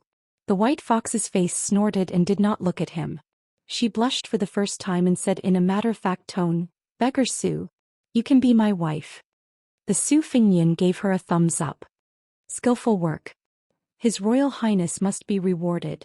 The white fox's face stretched and the corners of her mouth curled up. She said angrily, "But my wife's wives are a little too many. Let me count: Jiang Enai, Lu Qingyan, Wang Chudong, Sweet Potato, Blue Bird, Peinan Wei, Huyan Guanin." She kept counting, but why did it feel like there was no end? Someone looked up at the sky. What a heavy snowfall. Seems to be about the same size as when we first met back then. She held back her laughter and also looked up. She sighed softly and said, "Yes. In the heavy snow. Compared to the embroidered winter back then, there was the spring thunder. Now there was a cold knife. The Jianghu in the snow started with them and ended with them. A good beginning and a good ending. ##### in the end, Xianxia air served the wine. There was a small town. Perhaps because it was too far away, it escaped the smoke of spring and autumn in the early years. This time, it escaped the flames of war in the Central Plains. From beginning to end, there was no sound of the cavalry in the novel or the clanging of the armor in the storyteller's mouth. As the dust settled on the side of Great Peace City, the chaotic presence suddenly disappeared, and an even grander presence of a prosperous era arrived.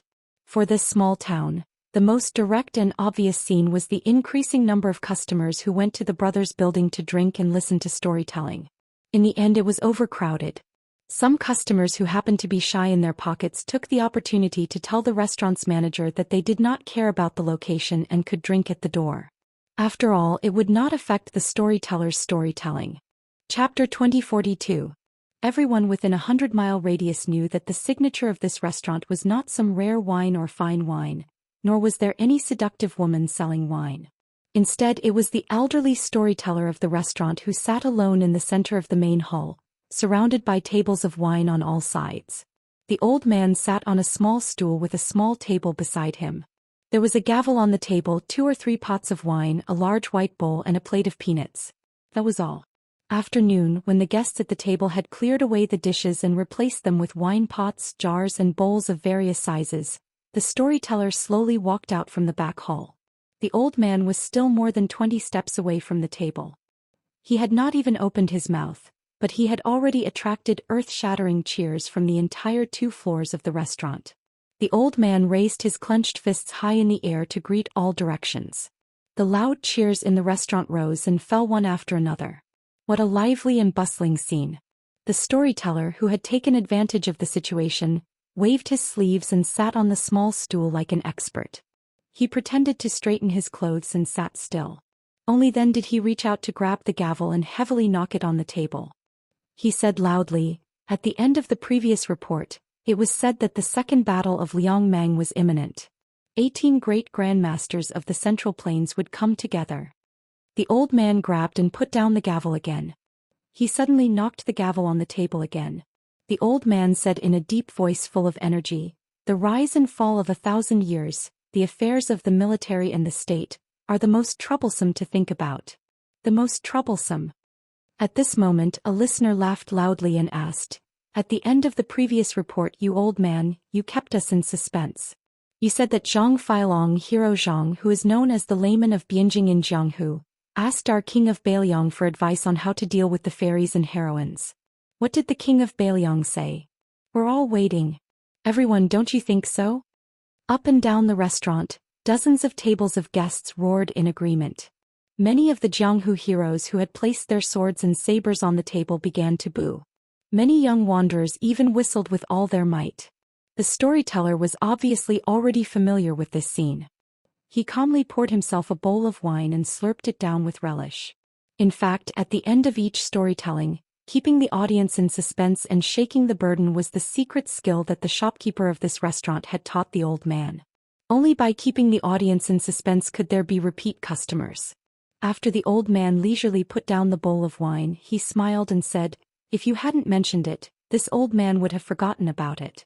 Don't be impatient, let this old man slowly tell you about it." Dealing with people was a form of knowledge. If a fledgling young hero of Jianghu got to know those high and mighty beautiful fairies, it would be even more of a learning process. There were two types of heroines in the world. One type was Huishan Zi of the Great Snow Plateau and Jin Qiu Dao Manor Master Tong Shangquan. They were as rare as phoenix feathers and unicorn horns, they could be counted on one's fingers. I'm afraid even if you wandered north and south of the Yangtze River, you still could not find one. This old man did not know how to deal with them, but there was another type. In the past, the king of Bailiang taught Zhang Feilong Zhang Daxia exactly like this. The king of Bailiang, his old senior, said so. Everyone, please listen carefully. This kind of priceless advice, if you miss this village, there won't be another shop like this. Alright, looking at the old man holding the wine bowl sideways, he couldn't be more familiar with it. We have to fork out the money again. Sure enough, there were two delicate and pretty waitresses from the restaurant who had already arrived between the tables. They didn't ask for money, but instead carried a wooden board with a dozen or so bottles of expensive wine on it. They didn't ask for anyone to buy them, and whoever liked to drink could take them for themselves. In the beginning, when the restaurant played this trick, no one was willing to accept it. It was just that they could not stand the old storyteller who shamelessly refused to tell the story when no one took the wine. Now the customers of the restaurant were already used to it. They were too lazy to care about the small amount of money. They just had to pay out of their own pockets. Anyway, the old men who came here did not lack money. What's more, if you took the wine today, he would pay for it tomorrow, and the day after tomorrow he would change to someone else to pretend to be fat. In the end, both the seller and the buyer were satisfied.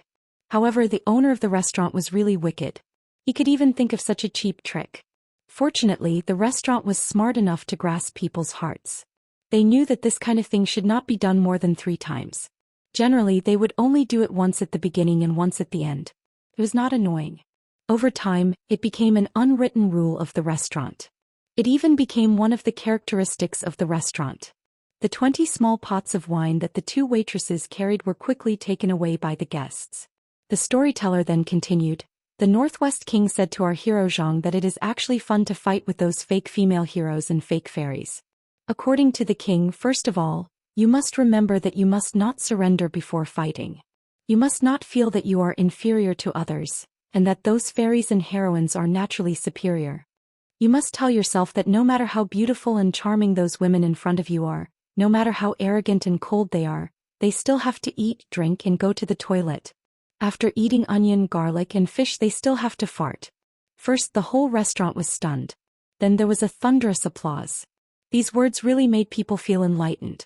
On the second floor, a smiling man was lying on the railing.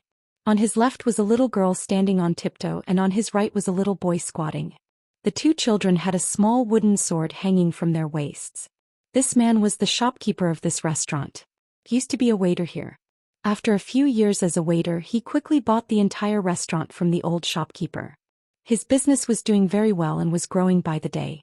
It was said that the previous shopkeeper, who had gone to the capital city to buy a house for his retirement, had received at least 300 taels of silver from last year's dividends at the beginning of spring. This new shopkeeper had been a popular figure in this small town for the past 2 years. He was very capable and had a very good relationship with many scholars who had obtained the title of Xianxia. Otherwise, why would high-ranking officials like the county magistrate and the registrar come here to drink every now and then? Other restaurants could not invite these two great bodhisattvas. Even if they spent money, they could not. A delicate and gentle woman gently came to the man's side and held her daughter's tender hand. When the man turned to look at her with a smile, she glared at him. Then she could not help but laugh and complain, "The children are all listening." The man scratched his head. "It's not a bad thing. If they listen, then so be it. Tuan Tuan and Yuan Yuan won't understand." Unexpectedly, the little boy squatting at the man's feet raised his head and said, "Father, what's there to not understand about squatting in the latrine?" The little boy was glared at by his mother and made a face. He quickly retracted his head and continued to watch the bustling scene on the first floor. This innate cleverness must have been inherited from his father. The woman lowered her voice and asked with a smile, "Could this be said by the Northwest Prince himself? Don't tell me that you made old Mr. Lu up to deceive me?" The man smiled. "Whether the Northwest Prince said it or not, how would a commoner like me know? But that brother of mine who mingled in the pugilistic world really said that back then." The woman said helplessly, "I've heard you talk about it for so many years, but I don't see him coming here as a guest." The man's eyes were clear as he said, "He will come. No matter how well he mingles in the pugilistic world, he will remember me as his brother. No matter how badly he mingles in the pugilistic world, all the more he should come here. There's no shortage of places for him to eat, drink, and sleep." The man suddenly felt a little nervous and whispered, "Wife, if that day really comes, you can't despise my brother. This is the only thing I'll do in my life." The woman was a little angry. "What nonsense are you talking about? Am I that kind of person?" The man smiled brightly and narrowed his eyes. "I knew it. Out of all the women in the world, my wife is the best." She said angrily, "The children are all here, but you don't act like a father." The little boy at the man's feet sighed and shook his head. He imitated his father's catchphrase and sighed, "I'm very depressed right now." The man laughed loudly. The woman reached out and gently pinched his arm. "Look, he learned it from you." The little girl said timidly, "Father, ever since Grandpa Lu got drunk and said it once, Tuan Tuan has been asking people where the crotch is." This time the woman pinched his arm even harder. The man grimaced, turned around, bent down and gave his son a chestnut. "It's all because you learned bad things from your Uncle Xianyan. You don't know how to learn from your father." The little boy hugged his head and looked up, aggrieved. "Father, when will Uncle Xianyan come? When will he bring my fiancée? I've missed her so many times." The woman couldn't help but laugh. She wanted to be angry, but she couldn't. Chapter 2043. Her man had vowed that he and his good brother, who was wandering in the martial arts world, had been betrothed to each other since a long time ago. No matter who did better or worse in the future, this marriage would not escape. She didn't take it too seriously. After all, she knew that although her man was amiable to everyone, he was actually very proud. Not everyone could make him nag for so long. Even when he sat at the same table as the county magistrate, no matter how much they felt like old friends at first sight and how watertight they were when drinking, her man didn't take those people in official hats seriously at all. On the contrary, when he drank with a few middle-aged men in the county yamen office, her man was more sincere and sincere. Therefore she was a little worried. The brother that her man missed so much, the man that she and her two children only knew as Little Nian, was definitely not simple. The two of them had been separated for so many years. Even if they could meet again one day, would that person still cherish that brotherhood as much as he did with her man when they were at their lowest point? If that person was doing well or even made a name for himself, would he still be able to treat her man as a brother? If not, how sad would her man be? Therefore she hoped that person would come to drink with her man and call him brother. At the same time, she was afraid that if that person really came here, she would only bring them what old Master Lu said in his storytelling. Things remain the same, but people change. After the man heard his son's childish complaint, he patted the child's head and grinned. "Son, father promised you that your future wife would be this." The man gave him a thumbs up. The little boy was skeptical and muttered softly, "Don't be like little Xianxia on the street next door. Otherwise, I will take the wooden sword and run away from home to wander in the martial arts world." That little Xianxia who liked to pester him the most was not small at all. Her arms were as thick as his legs. The man smiled. Little brat running away from home. Can you bear to leave your parents? The little boy was surprised. I went to the river outside the town to wander in the martial arts world in the afternoon. I went home for dinner at night. His sister poked her head out. She put her finger on her cheek and made a face at her brother. The man and his wife looked at each other and smiled. She suddenly laughed and asked, "Why is our restaurant not selling that kind of green ant wine anymore? You're such a good businessman, yet you're competing with money?" The man shook his head and said, "I'm not selling it. I'm afraid that I won't be able to resist the temptation and will drink it myself. As for me, the next time you visit, bring me green ant wine to drink." The woman smiled and said, Okay. I'll go to the kitchen first. Tuan Tuan and Yuan Yuan help me look after them." The man nodded and said softly, "It's been hard on you, my wife. I'll be lazy today." She smiled and left. He felt a little sad. What hard work did she have? In this restaurant, her man was the one who had it the hardest. It had been like this all year round. In the past, he was already tired as a waiter in the restaurant. Now that he was the shopkeeper, he didn't have a moment of rest. In the past, it was to marry her. Now it was for her and their 2 children. There were many other women in the small town who wished that their lazy men would work more and not loiter around all day. But when it came to her, she wished that her man could really rest for a day and not think or do anything. But every time he nodded and said yes, he still got up early and worked in the dark every day. Every day he would smile when he met people. Marrying this man, she felt that she couldn't marry any better in this life. The storyteller downstairs still didn't talk about the soul-stirring battle of Liangmang outside the Northwest Pass. Instead, he had already talked about the wonderful comments of the Northwest Lord when he was still His Royal Highness. He said that being a playboy was also a technical job and there were different grades. The lowest grade was only able to bully men and women with evil dogs. The slightly better one was wearing bright clothes and riding a horse, carrying a sword around his waist and holding a fan in his hand. When he fancied a beautiful girl, he pretended to be handsome and pretended to be a man and a dog. Then the 3rd class of hedonistic sons would have to memorize some romantic poems and songs. At the very least, they would have to be able to recite poems in front of women. They wouldn't have to make a fool of themselves by telling people that their father was an official or that their grandfather had troops under his command. The 2nd-grade playboy was even more difficult to come by. Not only did he have to speak eloquently, he also had to know some Jianghu tricks and be very familiar with the hero saving the beauty. Even if the beauty wasn't in trouble, he had to create trouble for her. Don't be reluctant to spend money to hire people to act. Remember that when you make a move to repel the enemy, the way those ruffians and hooligans fly out must not be the same. They must fly out backward, horizontally, or sideways. Everything must be there. As for the world's top playboys, they were like the elusive Jianghu great grandmasters. They were also outstanding figures who didn't appear in the world. When those heroines and fairies met such people, they had accumulated 7 lifetimes worth of virtue and 8 lifetimes worth of bad luck. From then on, they would be unable to extricate themselves. Even if they were beaten to death, they wouldn't be able to chase them away. The storyteller's spittle flew everywhere as he spoke. He was actually infected by himself. That high-spirited and vigorous spirit made it seem like he was the founder of this playboy business. He took a big gulp of wine and stretched out a finger. He clicked his tongue and said, "For example, playboys who have reached this level will only show women money, but will never let them spend money. Let them see mountains of gold and silver, but won't let them spend a single copper coin. Maybe the women will be willing to pay for it." The hearts of countless people in the restaurant swayed. Someone suddenly shouted, "Is there really such a stupid heroine and fairy in the world? Even after losing someone, they still had to pay for it? I'm the first one who doesn't believe it." The storyteller raised his eyebrows and glanced sideways. This old man won't talk about other people. Let's just talk about that sentence, 10 years to cultivate Song Yushu, 100 years to cultivate Su Fingnian. Are you convinced? Let's not talk about that Song Yushu who entered the capital's Ministry of Rights and became a high-ranking official. Just the latter, when a woman meets him, can she still be arrogant? That person was instantly speechless. He wanted to refute but didn't know where to start.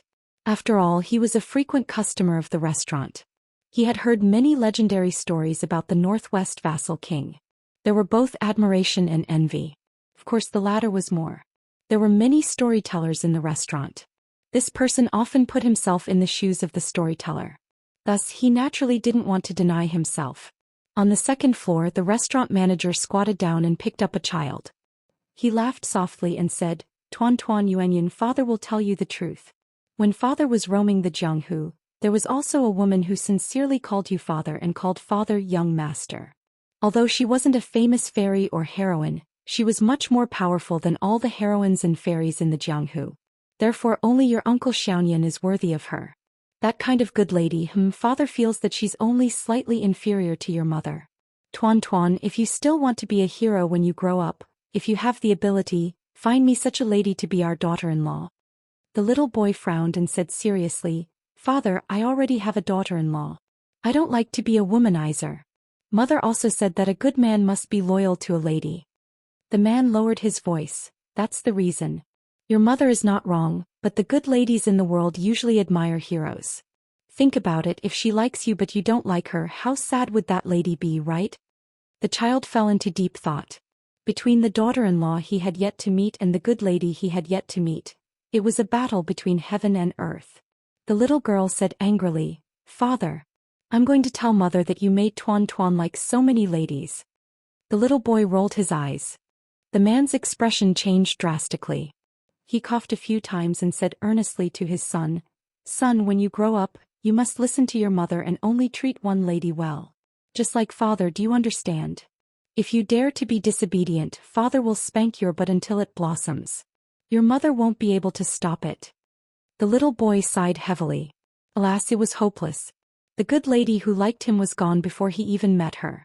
It was not that he was not afraid of his father, but every time his gentle mother scolded him with a straight face, he was very, very afraid.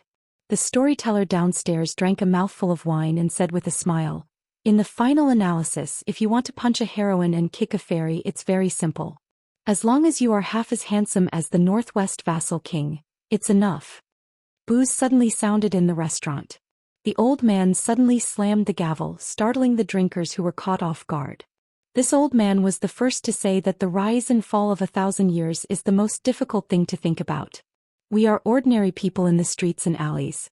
We are just ordinary people. We are neither emperors, generals, ministers, nor officials. If we don't think about it, then we don't think about it. But in the end, there are still some unfortunate people who have to risk their lives and stand there, unable to take a step back. They also don't want to retreat. The whole restaurant was silent. The storyteller told the story tirelessly. He said that over there, the soldiers Qi Lian Yundan, the battlefield was filled with white bones entangled with grass roots. He said that the Sword River was filled with wind and snow, the sand and stones were frozen and the horses' hooves broke away. He said that when the guest of the southern border dragon palace, Lu Un, died, he said that the husband did not shed tears and did not leave. He said that when the Wudong great spiritual master Yu Xingrui died in battle, his body was hit by 12 Beimang arrows. He said that Beimang attacked the city day and night without rest. The grassland army outside the city was densely packed like a swarm of locusts. The ants on the wall attacked the city. It was a shocking sight. The fire of war was bright inside and outside the Beimang city. The battle was endless. He said that the battle of the Beimang city lasted from the beginning of autumn of the 3rd year of auspicious charm to the beginning of summer of the 4th year of auspicious charm. The old man's tone did not seem to be very agitated. He did not deliberately exaggerate the tragic and stirring feeling. He was just like an elderly neighbor who was narrating the trivial matters of the family. Chapter 2044. The storyteller paused for a moment and drank a mouthful of wine. After putting down the bowl, he seemed to be asking everyone but also asking himself, "We commoners, we don't know the height of the imperial court, we don't know the Jianghu, we don't know the life and death of the battlefield, but we do know the warmth and coldness of people's hearts, right?" The old man suddenly raised his voice. "Don't think. Unforgettable."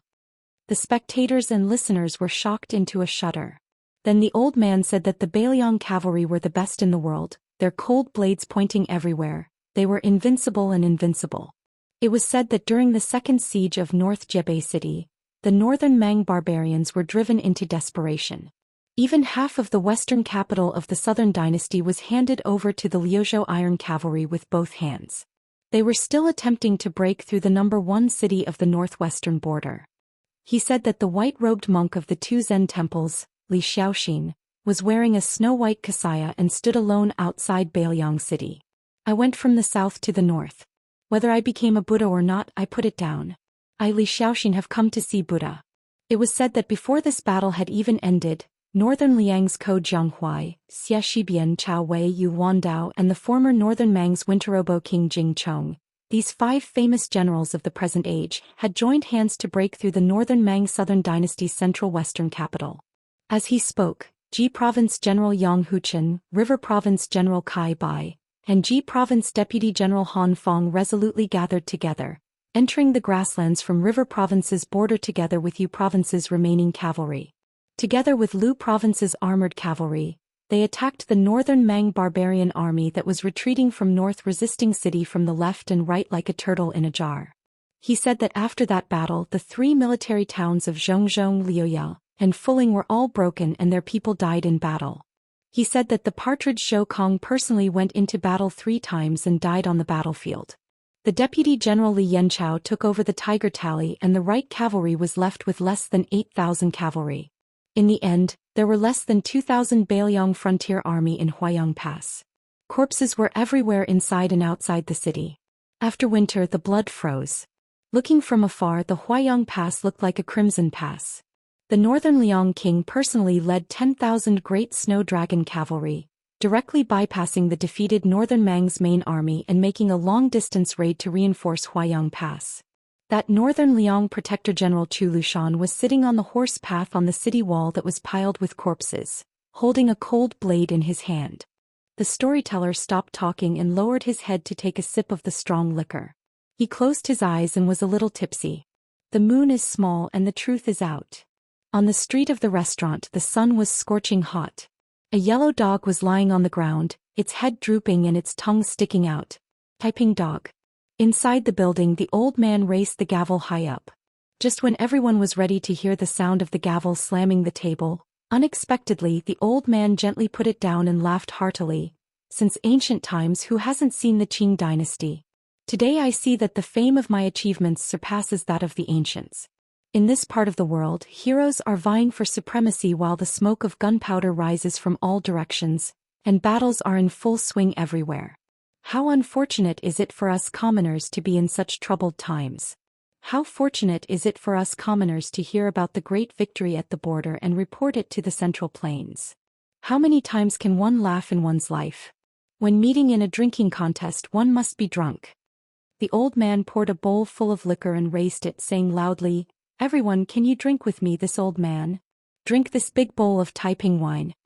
Inside the first floor, countless people laughed loudly and said boldly, "Let's drink.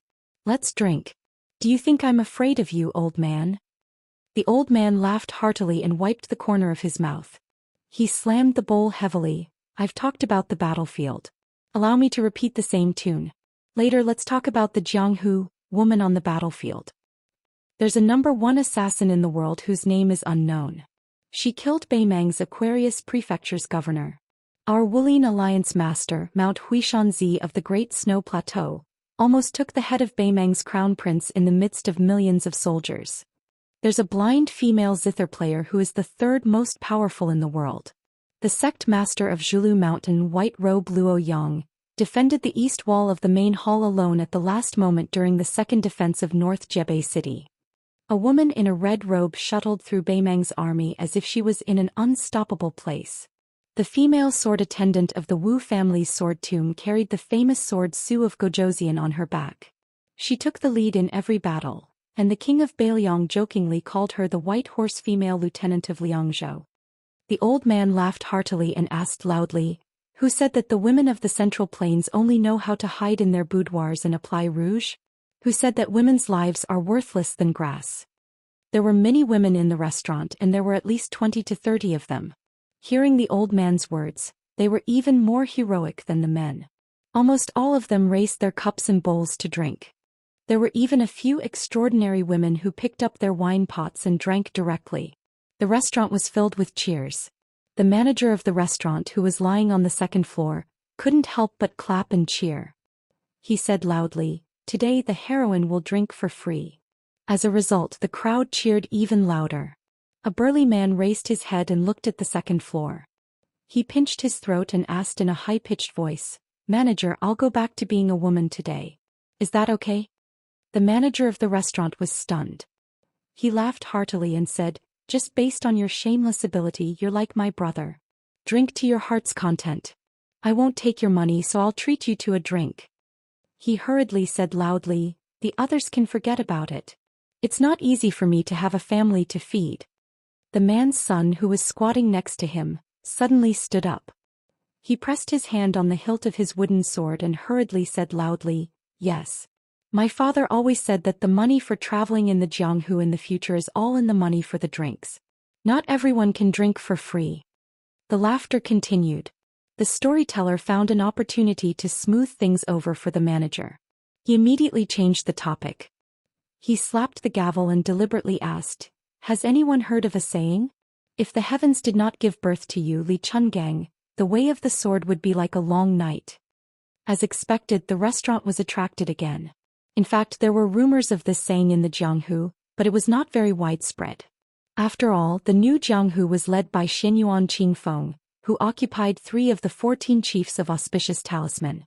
Whether it was the 10 great sects, the sage of the 4 directions, or the 10 great itinerant cultivators, every year, there would be an endless stream of fairies and gentlemen.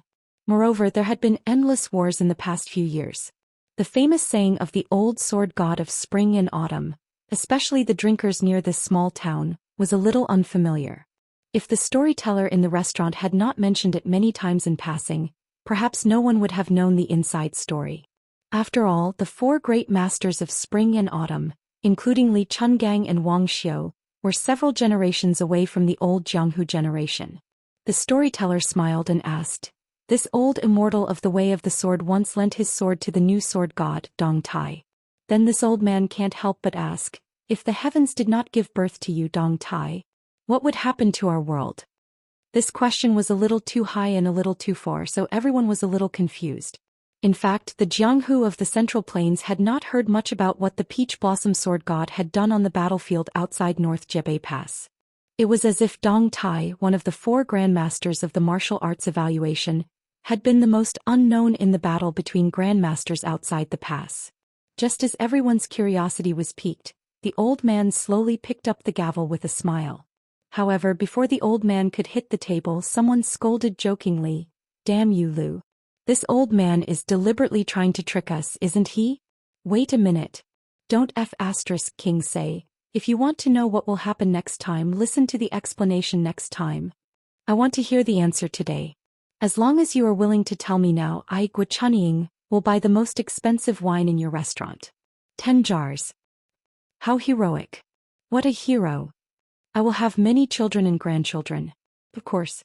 If we were women, we would have warmed Guohaohen's bed long ago." The tall Guochunying stood in place with his arms crossed over his chest. He looked heroic, but in fact he was secretly laughing in his heart. He was wondering if 10 jars was too little. He was a famous wanderer in the local area. He had indeed traveled the Jianghu with a sword. He had seen many heroes and fairies. Of course, he had seen them from afar. He could recognize them at a glance. They could not recognize him even if they opened their eyes wide. One thing Guochunying was most proud of was that he had been to the snowfield of Mount Hui in Jinzhou 4 or 5 years ago. After he came back, he told everyone how the moonless restaurant towered into the clouds and how the purple robe of Mount Hui comprehended immortality by watching the snow overnight. It was as if he was squatting behind the female chief at that time. The truth was that Guochunying had been to Mount Hui, but like most of the Jianghu people, he had stopped at the Bull Mound. The famous moonless restaurant, on the other hand, could be seen from afar. At this moment, the manager of the restaurant shouted, 15 jars. Hero Guo, do you have such heroic spirit? Guochunying suppressed the smile on his face and sneered deliberately, 15 jars is nothing. 20 jars. You can pick 20 tables of customers and have 1 jar per table. A waiter who was squatting on the stairs immediately shouted, okay. 20 jars of the best Jiangnan Huadiao. This old man Lu was a little worried. He was depressed. How could he know what would happen to the human world without the peach blossom sword god Dong Tai? In the old man's opinion, what would happen to the human world? What else could happen? His original intention was to casually throw out a chewy package. and when the drinkers dispersed he could ask the shopkeeper for an answer. It should be known that the content of his daily storytelling was given in advance by the shopkeeper of the restaurant in detail. He was just polishing the details. At the critical moment when the old storyteller secretly looked at the second floor, hoping that the manager could help him out of the hole, there was a crisp sound of horse hooves on the bluestone street outside the restaurant. It sounded like a summer rainstorm. It sounded like the horses stopped outside the restaurant. Chapter 2045. This kind of horse was definitely a rare animal in this place where the scenery was beautiful and the scenery was short. Within a radius of 100 miles around the small town, it was likely that they could only see it in that small half-abandoned relay station. Moreover, those 2 or 3 horses also looked old and thin. Outside the town there wasn't even a county government. Only a few years ago, during the most tense period of the war, did they hear that a group of cavalry passed by outside the big neighboring county. There were only a dozen or so riders. Only later did they know that they were the scouts under the command of the King of Yen. They had seen those dozen or so riders. It was said that when they talked to people, their voices were louder and their waists were straighter than the bamboos on the mountain. Soon a waiter ran out of the restaurant. His eyes widened and his face was full of disbelief. Were there really such guests who could ride horses to drink in their restaurant? The waiter counted and found that there were exactly 1 hand. There were a total of 5 riders. After the 5 people got off their horses, they didn't intend to tie their horses and went straight to the restaurant's door. Then the waiter swallowed his saliva and couldn't say anything. He didn't dare to say anything, because those guests were all immortal-like characters. The one in the middle was only dressed in green and riding on his neck was a beautiful girl. He smiled brightly and looked up at the golden plaque with the words Brothers Restaurant. He said to himself, "These words are really ugly.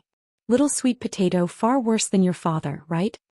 The little girl put her sharp chin on the man's head and said slowly, Brother, restaurant. Alas, the name of this restaurant is really unpleasant to hear." The man smiled and said, "It's very pleasant to hear. That's why the words are so ugly. I'll endure it." On the man's left, there was a woman in white with 2 knives on her waist. A man. In short, it was hard to tell whether she was a man or a woman. On the man's right, there was a woman with a purple box on her back. The waiter didn't know much about the world. He just thought that although he hadn't seen the heroines of Jianghu, the 2 in front of him were definitely more beautiful than all the heroines of Jianghu put together. Behind the man, there was a woman in green with a slightly cold face. She wasn't so beautiful that she was frightening, but that was only relative.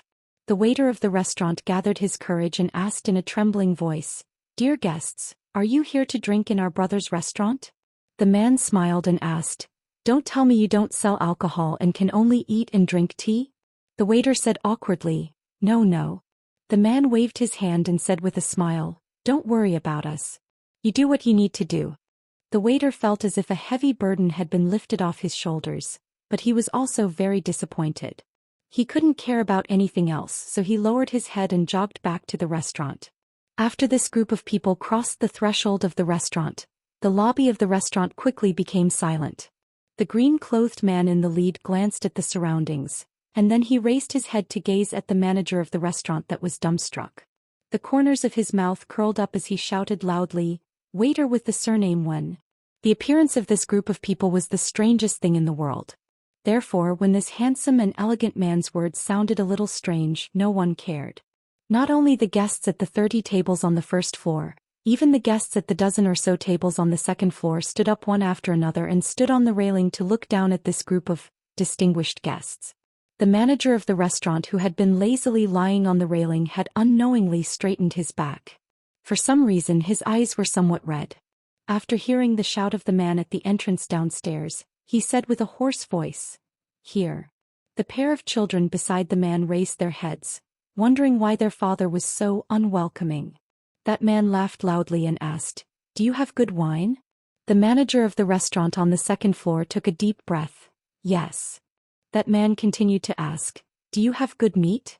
On the second floor, the crippled man who had already left the Jianghu for a long time yelled out, "Yes."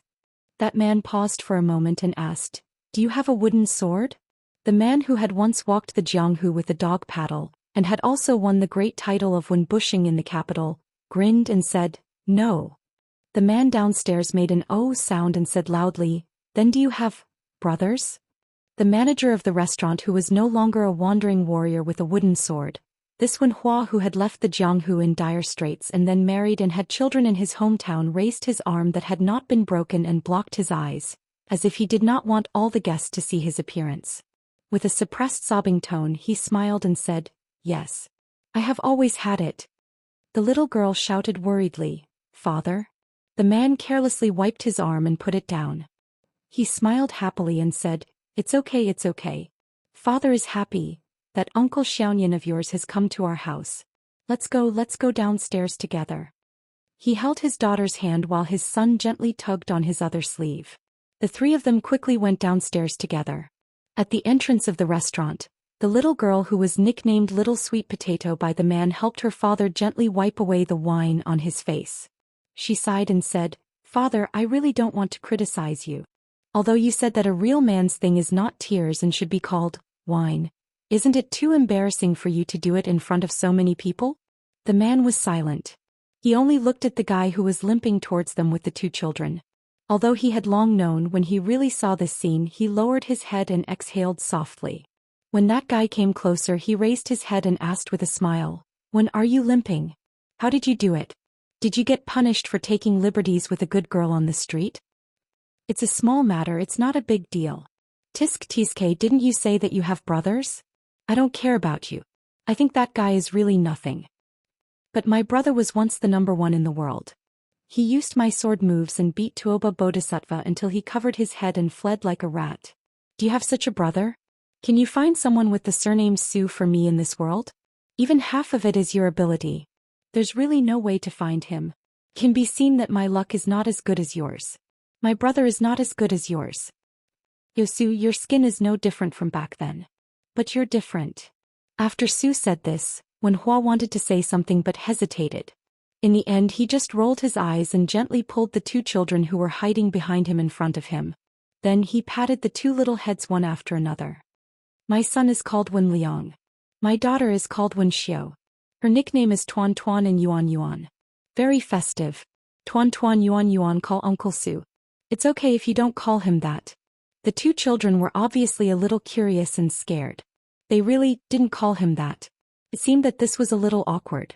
Wen Hua scratched his head. This was ridiculous. Su Fengnian stretched out his finger and pointed at his daughter, who was sitting on his neck. "My daughter Su Nianliang, nicknamed Little Sweet Potato. She likes to play wildly, so she's a little tanned. Oh right, Little Sweet Potato, call Hero Wen." The slightly tan Little Sweet Potato was much fairer than the little charcoal back then. She quickly whispered in her father's ear and asked doubtfully, "Father, shouldn't I call him Uncle Wen? Why do I have to call him Hero Wen?" Su Fengnian explained in a low voice, "That guy cares about face the most. Calling him Hero Wen is more useful than calling him Uncle Wen. Whether or not we can eat and drink for free later depends on you, my daughter." Wen Hua, who had heard everything, muttered a curse. He no longer paid attention to this bastard surnamed Su. He raised his head and said with a smile, "Little Sweet Potato? You're so handsome. You must take after your mother. Fortunately, you look like your mother.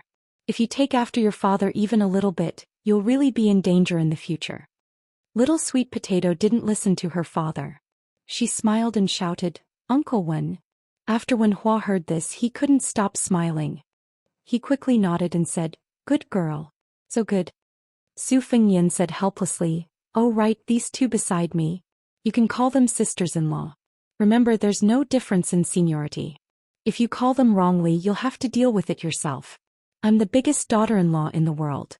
I'll only help beat you up." Wen Hua first cursed, and then he looked at them and said in all seriousness, "Sisters-in-law, nice to meet you. My surname is Wen and my name is Hua. I once had too many nicknames, so I won't mention them for now. Unfortunately, I'm the older brother surnamed Su. It's indeed a bit unfortunate for our family. In the future, I'll have to trouble sisters-in-law to take care of this good-for-nothing little brother of mine. Don't look down on him. Even if you really don't like him, that's fine too. You can just barely make do with him. Since you've accidentally married him, then you can only follow the man you marry." Su Fengnian had just put down Little Sweet Potato when he heard this nonsense. He couldn't endure it any longer, and he made a move to raise his leg and kick Wen Hua. Wen Hua tacitly raised his leg as well. However, it was obvious that this man had forgotten that he was lame at that moment, and he instantly staggered and fell. Su Fengyan quickly took 2 steps forward. After he held on to Wenhua's shoulder, he said in a light voice, "Wen, I'm sorry." Wenhua didn't mind and said with disdain, fuck off, fuck off. I don't like hearing these words. Do you still want to drink?" Without waiting for Su Fengyan to say anything, Wenhua turned around and said loudly, "Today the wine that everyone drinks in my restaurant is my treat." But in next to no time, Su Fengyan grabbed Wenhua's arm and covered his mouth, and Su Fengyan roared with laughter. "Heroes and heroines, don't take it seriously, don't take it seriously. We Wens are talking drunkenly. How can there be a reason in this world that we don't have to pay for our drinks in a restaurant? There's no such reason at all." After Su Fengyan let go of Wenhua's arm, Wenhua said shamelessly, "I drank too much, I drank too much." Wenhua, who'd incurred the wrath of everyone, tactfully made up for it. "But all the drinks in the restaurant today are 20% off. That's more like it." After that, Wenhua gave the storyteller a look, indicating for him to continue telling the story and just say whatever he wanted. In the end, Wenhua led Su Fengyan's group up to the 2nd floor. After much persuasion, he finally asked for a table from a table of customers, and the price was that the restaurant gifted them with 10 jars of huadiao. There were 4 long benches on one table. Wenhua and Su Fengyan each occupied a stool facing each other. Wenhua and the 2 children sat on one.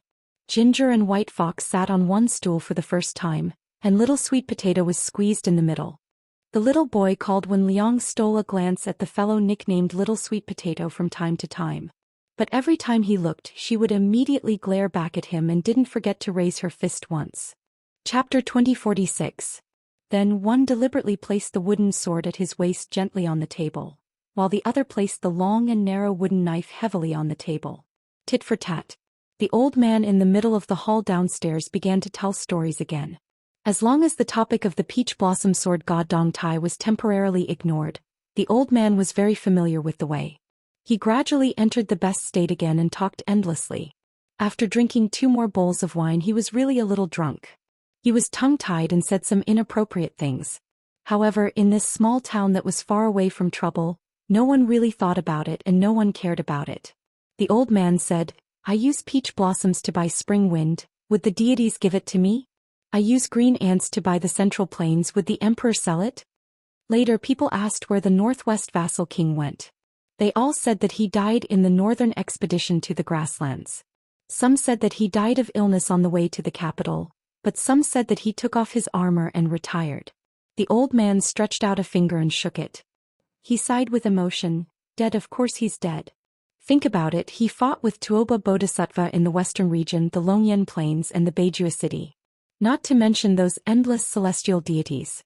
After that, he led the cavalry under his command to the north to attack the grasslands. Alas, our young vassal king with a different surname has accumulated too many injuries. It's really difficult to recover from them. What a pity. Heaven is jealous of heroic talents." You hit the nail on the head. On the 2nd floor, Su Fengyan almost spat out a mouthful of wine. He stared and said, "You also taught him this?" Wenhua said unhappily, "This old man Zhang made it up himself. I feel quite comfortable listening to it." Soon the person downstairs said again, "Scholarly honors are only taken from horses. Take off the saddle and temporarily enter the restaurant." What a good, take off the saddle and temporarily enter the restaurant. If that king of Bailiang was still alive, and if he could come to this restaurant, this old man Zhang would be willing to bow to him and not raise his hands. Su Fengyan said with a smile, "It sounds quite comfortable." Wenhua grimaced, "I'll deduct his wages later." At this moment, Wenhua's wife jogged up the stairs. When she saw this table of people, she was slightly embarrassed and for a moment she bit her lips and didn't know what to say. Su Fengyan immediately stood up and said in a deep voice, "Su Fengyan greets sister-in-law." Not only Su Fengyan, even Ginger Mud and White Fox Face stood up. Little Sweet Potato even shouted in a crisp voice, "Hello, Auntie. My name is Little Sweet Potato." "Oh, that's not right. My name is Su Nian Liang. Nian as in Yen, Liang as in Bailiang." She hurriedly curtsied to Su Fengyan, and then smiled at the 2 sisters-in-law who could make all the women in the world feel ashamed of their inferiority. Finally, she smiled at the cute Little Sweet Potato and said softly, Hello, little sweet potato. Little sweet potato responded with a big, bright smile. Su Fengnian said softly, Sister-in-law, please take a seat. She said apologetically, I won't sit. I'll go to the kitchen and cook some dishes for you two. I'm not good at cooking, please don't take offense. She clenched the corner of her clothes with both hands. Even if her man's brother was amiable and easier to get along with than she had imagined, she was still very nervous. She hesitated, looked at the man who turned to smile at her, and mustered up her courage to say to Su Fengnian, Ever since I met Wenhua, he has been talking about you. Does he really? In this life, other than his own brother, he only sees you as a brother. Sorry, I'll go downstairs first. Before Wenhua and Su Fengnian could say anything to persuade her to stay, she had already turned and went downstairs. Su Fengnian said, the reason you can find such a wife is because of this. He stuck out his thumb. Wenhua puffed out his chest and said with a matter-of-fact face, Who am I? Su Fengnian snorted and stuck out 2 fingers. Unfortunately, I'm still a little stronger than you. Now I have. Before Su Fengnian said the word too proudly, Jiang and I snorted coldly and Bai Hu glanced at him coldly. There was only half a pot of wine left by the guests on the table, and it was quickly distributed to the 2 of them. Su Fengnian coughed and raised his eyebrows. Where's the wine? Bai Hu stood up and sneered, I'll go get it. Remember to drink well later, drink slowly. Su Fengnian sat upright and still as if he was going to die and nodded vigorously. Jiang and I also stood up, I'll go to the kitchen to help. Little sweet potato cleverly echoed, I'll go too. Wenhua rubbed his daughter's head, Yuanyan helped lead the way. The little girl was thin-skinned. She finally mustered up the courage to call Uncle Su or Uncle Xiaonian. She did not expect that after the guy made a face at her, she was scared off and quickly ran away. The little boy Wen Liang was the last to move. After running a few steps, he turned around and shouted, Uncle Xiaonian. Su Fengnian nodded and smiled. I came in a hurry this time and forgot to bring a greeting gift. Uncle will make it up next time. The little boy nodded vigorously. Just as he turned around and ran a few steps, he turned around again and shouted, Uncle Xiaonian, my father said that it's okay to call you father-in-law. Su Fengnian really spat out a mouthful of wine this time. He was probably close to vomiting blood. All sorts of feelings welled up in his heart. Wenhua held his stomach with one hand and laughed. After drinking the last of the wine in their bowls, the 2 of them did not speak again. The storyteller downstairs also came to an end. Even if there are thousands of emotions, even if there are thousands of feelings, who will you tell them to? Who will listen? People in the world, even if they can't bear to part, they will eventually have to part. Even if there are regrets in the world, don't worry. Su Fengnian nodded and turned around to ask, Wenhua, where did you find this storyteller? He's really good at telling stories. Wenhua smiled and said, Back then this old master happened to pass by this restaurant. At that time I was still just a waiter. But when I heard the old Mr. Sourtone, it was very similar to you back then. So I persuaded the old shopkeeper to stay. I wanted to let him tell me about your stories in the martial world. Wenhua raised his bowl and realized that there was no more wine, but he did not put it down. The more I listened, the more I thought that one day in the future, when both of us are around, I must invite old Zhang to sit down and then ask you to treat him to a glass of wine. Su Fengnian also raised his empty bowl and clinked it with Wenhua. It's my duty. White Fox's face brought over 3 pots of wine. They were neither good nor expensive, but the taste was strong enough. That was all. After she placed the 2 pots of wine on the table, Wenhua slapped his forehead. Although the restaurant doesn't sell Beiliang's green ant wine, I still have a few jars hidden. Su Fengnian smiled. What's the rush? Drink first. Wenhua nodded. That's true. It's finally a good time for us brothers to drink and eat meat without holding back. We don't have to worry about whether we'll have the next meal. We should drink more. White Fox's face did not sit down. She carried the pot of wine and walked towards the railing, her back facing the 2 men from afar. Wenhua asked softly, How are you doing? Su Fengnian thought for a moment. Not bad. Wenhua smiled. I'm doing better than you, so today's wine is on me. Su Fengnian rolled his eyes. Why do you say that?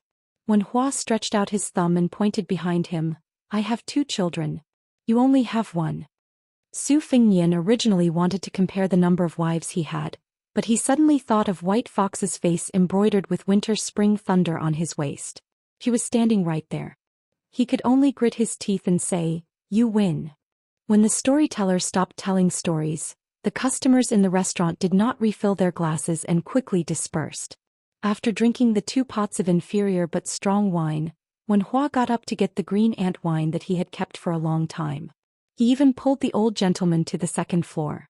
Su Fingyan also got up to toast the old man with a big bowl of green ant wine. At that time the old man hurriedly got up. Although the other party asked him to drink as much as he wanted, the old man still tried his best to drink half a bowl. The old man only knew that the man who could not be considered too young was the brother of the restaurant's shopkeeper. He was probably called Little Nian.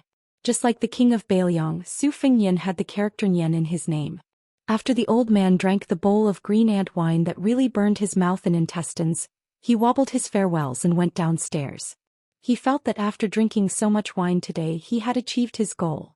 In particular, after accepting the toast of that strange man at the end, he felt that it was quite worthy of pride. As for why exactly the old man was 70 to 80% drunk, he did not think deeply about it, but he also could not think deeply about it. On this day Su Fingyan finally got drunk again. After he finished his first trip to Liangyang Lake he returned to Liangzhou and returned to Mount Qingliang. It was very strange. After that it seemed that he really did not get drunk again. The 2 groups of women and children sat at a table far away on the 2nd floor. From beginning to end, they did not disturb the 2 men who were drinking and chatting. Su Fingyan said drunkenly that he found a place surrounded by mountains and brought them to live in seclusion. He said that they all knew Li Dong and a little monk called Wu Nanbei went to Gangnam-do. The little monk said that he wanted to build a temple. Because when there was a temple there would be pilgrims. With pilgrims there would be incense money. With incense money, even if he could not become a Buddha and burn Buddhist relics, he would still have money to buy rouge and face powder for Li Dong. He said that his younger brother, Su Longxiang, also found a wife that he was satisfied with. The woman called Murong Longshui for Huang Manor, turned from a 200-pound fatty to a 100-pound woman. He said that he must find that guy called Chen Zhibao. He did not believe that this *T war sage in white was really dead. He must ask him why in person. He said that he originally wanted to introduce a guy called Zhao Zhu to Wen Hua. Unfortunately that bastard was too stingy. He was not even willing to treat people to drinks, so he let it go. He said that a guy who used to be called Zhao Zhuan and his wife settled down in Bailiang's Daoling prefecture and became a private school teacher. It was quite good. He said that the former sect leader of Wudong, Li Yufu, should not have left. It was not worth it even if that young Daoist did it for the sake of the common people. He said that it was a pity that Wen Hua did not get to see the magnificent scene of thousands of exiled immortals descending like rain. He said that he did not know if his disciple, Li Dong, could really become a land flood dragon and become the last land immortal in the world. He said that his Su family had changed to the residence of the Bailiang prefect. He could not bring Wen Hua there to show off.